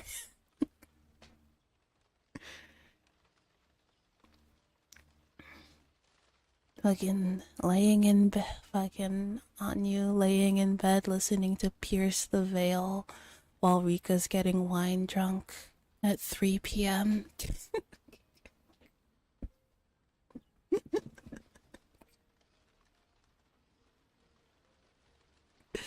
I see.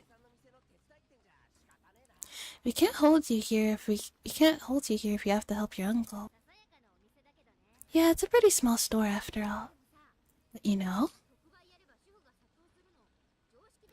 couldn't you have guessed that if we did a bargain sale, his place would be packed?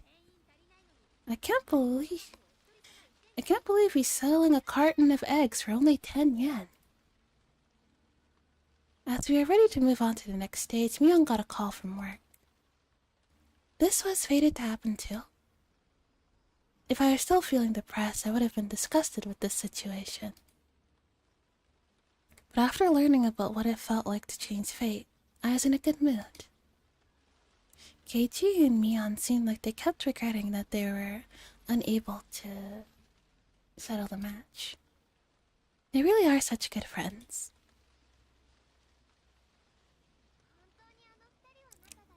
They're so close. I feel kinda jealous. Huh? We really do not have any other boys his age in our class, do we? Hello, Jay. How are you? Good to see you too.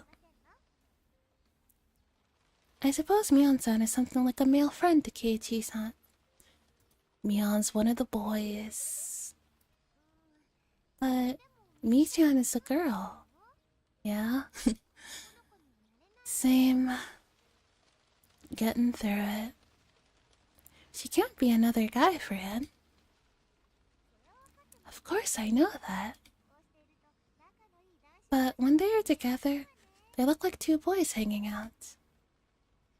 Rena and Setsuko enjoyed the lingering excitement of the day as they watched Mion and Keiichi happily goof off. The next moment, the owner came out from the store. Thank you for today, everyone. You brought me a lot of customers. He was holding 4 paper bags in his hand. I remember, he gave us gifts as a reward for today. I think there were dolls inside. Here are your rewards for today. Hey, Uncle Yoshiro. Don't I get one? He was giving them only to us. Mion didn't get anything because she's a family member. That's what happened last time, too. Oh, look! Something cute is inside. Satsuko let out a cheer of joy as she saw a cute doll inside her bag. Rena reacted the same way. Ah, this is so cute. Can I take it home with me? Really? Did I get one too? Wow. Look at this cute doll. Keiichi got a gorgeous, expensive-looking doll. It was by far the best one. It was adorable even to my eyes. Satsuko, Rena, and Mion were all looking the same way. Keiichi-san got the one that fits him the least. Mion started making fun of him right away. She was only saying that because she was jealous that Keiichi got a doll that she really wanted. This is pretty and cute. I can't admit it's not really my type of toy. Yeah, people will think you're a pervert if you carry that thing around. Mion just can't be honest with herself. It was obvious that she was trying to make him give up the doll so she could have it herself. She should just admit that she liked Keiichi and ask Keiichi for it. But that's the cute side of Mion. I bet Keiichi can never understand that. Keiichi can't keep the doll after receiving such a bullying from Mion. He was thinking about who he should give it to. He probably didn't want to give it to Mion. Time froze for a moment. Oh, wait. Wait a second. Hanyu whispers something in my ear. Rika, do you remember? Yes.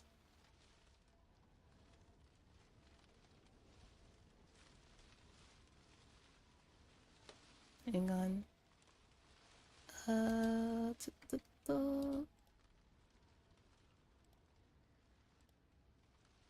Advise him on who to give the doll to.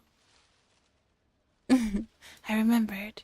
I remembered that Casey's insensitive decision eventually caused a fatal ending. That was fate. Rika's just inside like, please God, give it to anybody but Retta. Yeah, don't give it to Retta. Don't give it to Retta, please. Keiichi was eternally thinking about is internally thinking that you should give Mion the doll to Mion. She was the only one who didn't get anything, so it'd be natural for him to give it to her. But the hesitation he was feeling was because Mion was such a close friend to him. He had been treating Mion as if she was a male friend.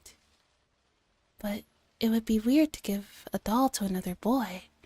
He was afraid that if he gave the doll to Mion, he would start looking at her as a girl from that point onward. Keiichi, do you know how many people would sell their souls for a pretty tomboy girlfriend like Mion? You know? Me. Very true. Exactly. He wanted to continue his friendship with Mion without thinking about their difference in gender. On God, though, I was about to say, like, man, don't you dare fumble this. Exactly. You got yourself a cute tomboy who's, like, into you? He didn't want to ruin the relationship they had at that moment. That's why he couldn't give the doll to Mion. Even though she was the only one without a doll, he felt so hesitant. Me too. Of course, that was only how he felt. Mion didn't agree. In actuality, she wished he would treat her more like a girl. A cute tomboy who's not only into you, but would also hide bodies for you. Like, come on. Ideal woman. Wife. Wife.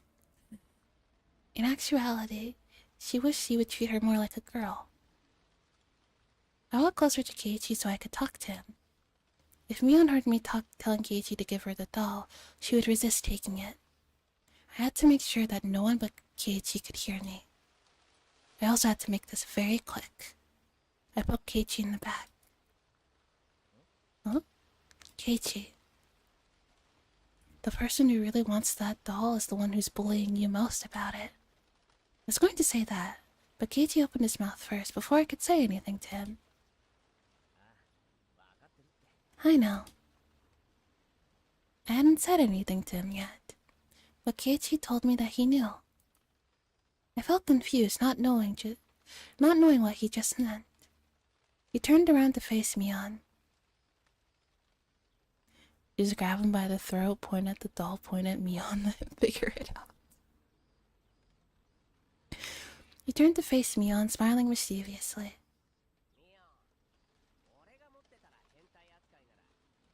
Mion, if you think I look like a pervert with this doll, who do you think deserves to have it? Huh? I don't know. All I'm saying is that dolls are for boys. I see. Then I guess you can have it. Okay, thank God. Yes, now Mion's not gonna call up her crazy sister. Her crazy ass fucking twin sister, and things aren't gonna spiral from there. Jesus fucking Christ, we dodged a bullet. Forget about a bullet, we dodged a nuclear warhead. Then I guess you can have it. Here. Oh, look how happy she is. Katie tossed the doll to Mion as if passing her a basketball. Now Shion is less likely to murder half the town. Yeah. As if forcing her to carry his bag or something. Mion's face quickly turned red. Let's go. Feeling shy, Keishi turned away from her. That was surprising. He got my message just by getting a tap on his back. Was Keiichi always that smart? I mean, he did get pretty good grades back in the day. Just one tap was all it took. I didn't think he could have done the same in a previous... I don't think he would have done the same in a previous life. This was just a small incident, but this world was definitely different from the previous one. Holy shit, he can learn. Or could it be... Perhaps he would have given the doll to... Perhaps he would have given the doll to Mion even if I didn't poke him in the back?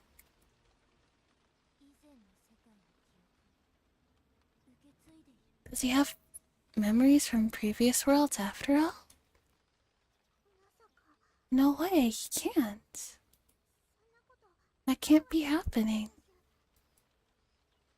I know for a fact that he doesn't have those memories, but there might be something imperceptible somewhere inside his heart. He might remember some of the regrets he felt in the previous life. That's why he strongly felt like he should be giving this doll to Mion this time. After repeating it so many times, I'm the only one who can notice even the slight growth. Notice the slight growth of his. But I see it. It's clearly visible to me. Mion, having turned red, insisted that the cute doll would be a much better fit for Rena. Her attitude made it clear that she really wanted the doll, but couldn't be honest about it. This old man just thinks that cute dolls like this are more for girly girls, you know? This doll doesn't deserve to be owned by a tomboy like me. I know that you want it. It's written all over your face. No, it's not written on my face. You're lying. Stop being mean. Mion shook her head with an embarrassed look, pretending she wasn't interested in the doll. Everyone here knew that she wanted it. We all looked at Mion with big smiles on our faces.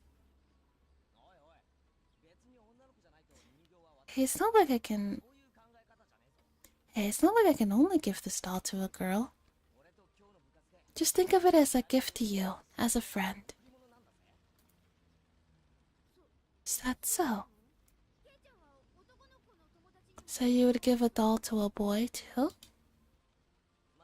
Well... I would choose something else if I had the choice. But anyway... Guys would never reject a gift unless there's something shady going on. Just me being generous. Why would you refuse it? Oh. So, I can accept this doll? Even though I'm not a girly girl? Is that true? Do men just generally just accept gifts? Unless it's like weird? Everyone thought Mion's reaction was hilarious. Rena couldn't stop chuckling. Satsuko and I burst out laughing too. Mion, having realized he was being laughed at, got even more embarrassed. Pretty much. Oh, interesting. I'm offering this to you as a friend. I don't want to hear that you're not cherishing it. Okay. This old man just wants to make it clear that he's not accepting this because he wants this doll.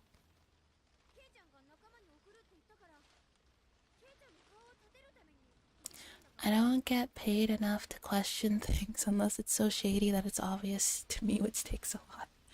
Alright, I guess so. Like, ooh, cool, like for free? Thanks, man.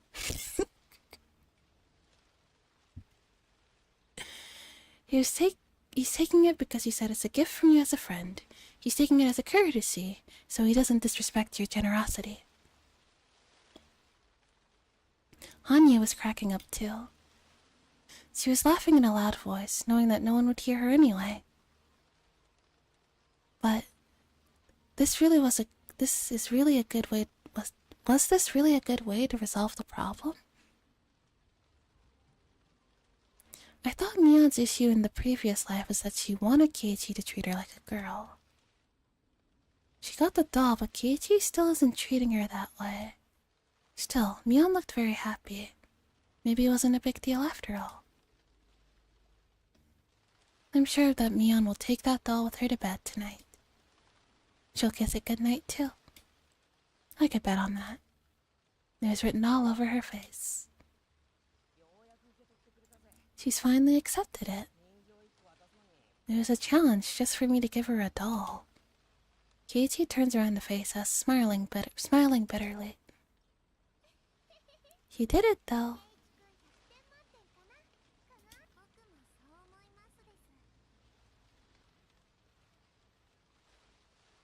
However, in this case, Keiichi is using 100% of his brain to be like, if I say I'm giving her the doll, she won't take it. But if I don't make a big deal out of it, she'll take it. Yeah, exactly. He was just like, well... Like, yeah, you're right. This is a bit too cute for me. You take it.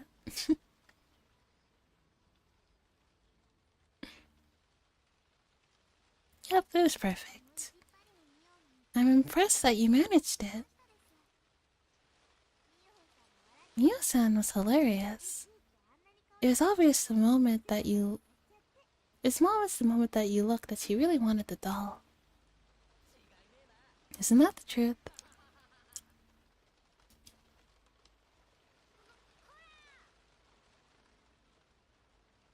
Hey, you guys. Are you saying weird things about this old man? Knock it off already. Don't you have to get to work? You're going to be late. You guys better watch yourselves.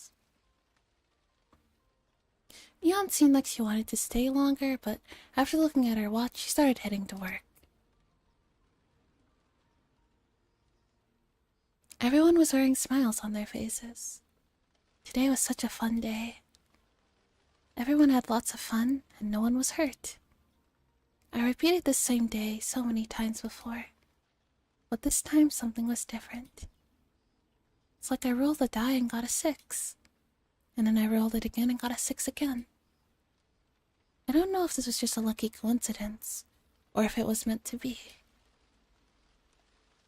It's as if the god of fate was celebrating my motivation to fight against him.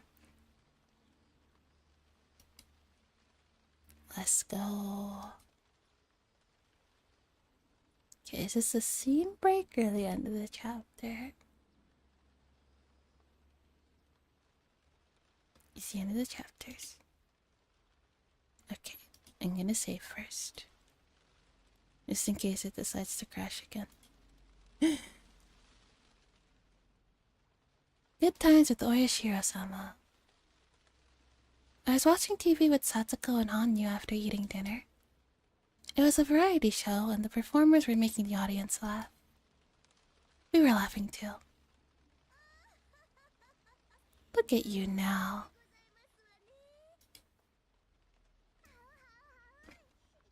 But it looks so painful. Meep, meepa. The three of us girls were enjoying ourselves. In reality, there was only Satsuko and me in the room. I'm the only one who can see Hanyu. Satsuko can't see her at all. Hanyu responds every time Satsuko says anything. Satsuko can't hear her, but Honey still responds to her when she's in a good mood. It's like she's answering a question asked on TV. You could even compare it to playing house. She started playing this game with other people because he can't communicate with anybody else but me. Hanyu always attends our club meetings and has a good time there too. If she could communicate with my other friends, she would have been a good match for us. But I don't want to hurt her feelings by thinking about that.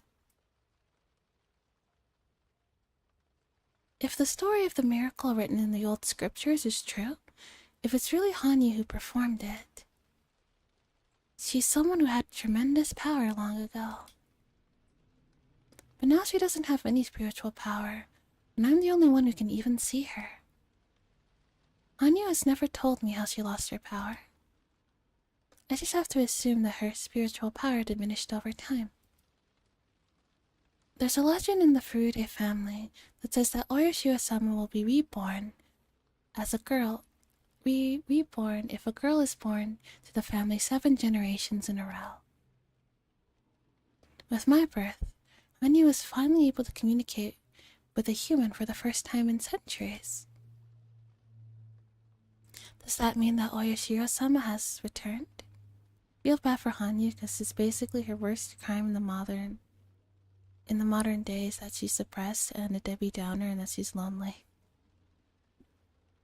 Pretty much. Yes, no one can see her. I mean, yeah, if nobody could see me when I just kinda existed, I'd be pretty depressed too. The villager's image of Oyashiro-sama doesn't quite match up with that of Hanyu. Especially when I see her laying on her belly watching TV with Satsuko. Okay. Alright. I think we'll end things there for today. Okay. Yes. Alright. Thanks all for hanging out with me tonight. I had a really, really great time. What I recall, they show feelings and emotions and etc. So every time Rika dies, Hanyu probably feels it too. Oh yeah. That's pretty fucked up. Poor Hanyu. Okay. Thank you for the stream, yes. Thank you for hanging out. I will see you guys tomorrow. We're gonna finish Persona 4 tomorrow. Yes. Good night, everyone. I forgot what time it is, but yeah. See you guys tomorrow. Take care. Bye-bye.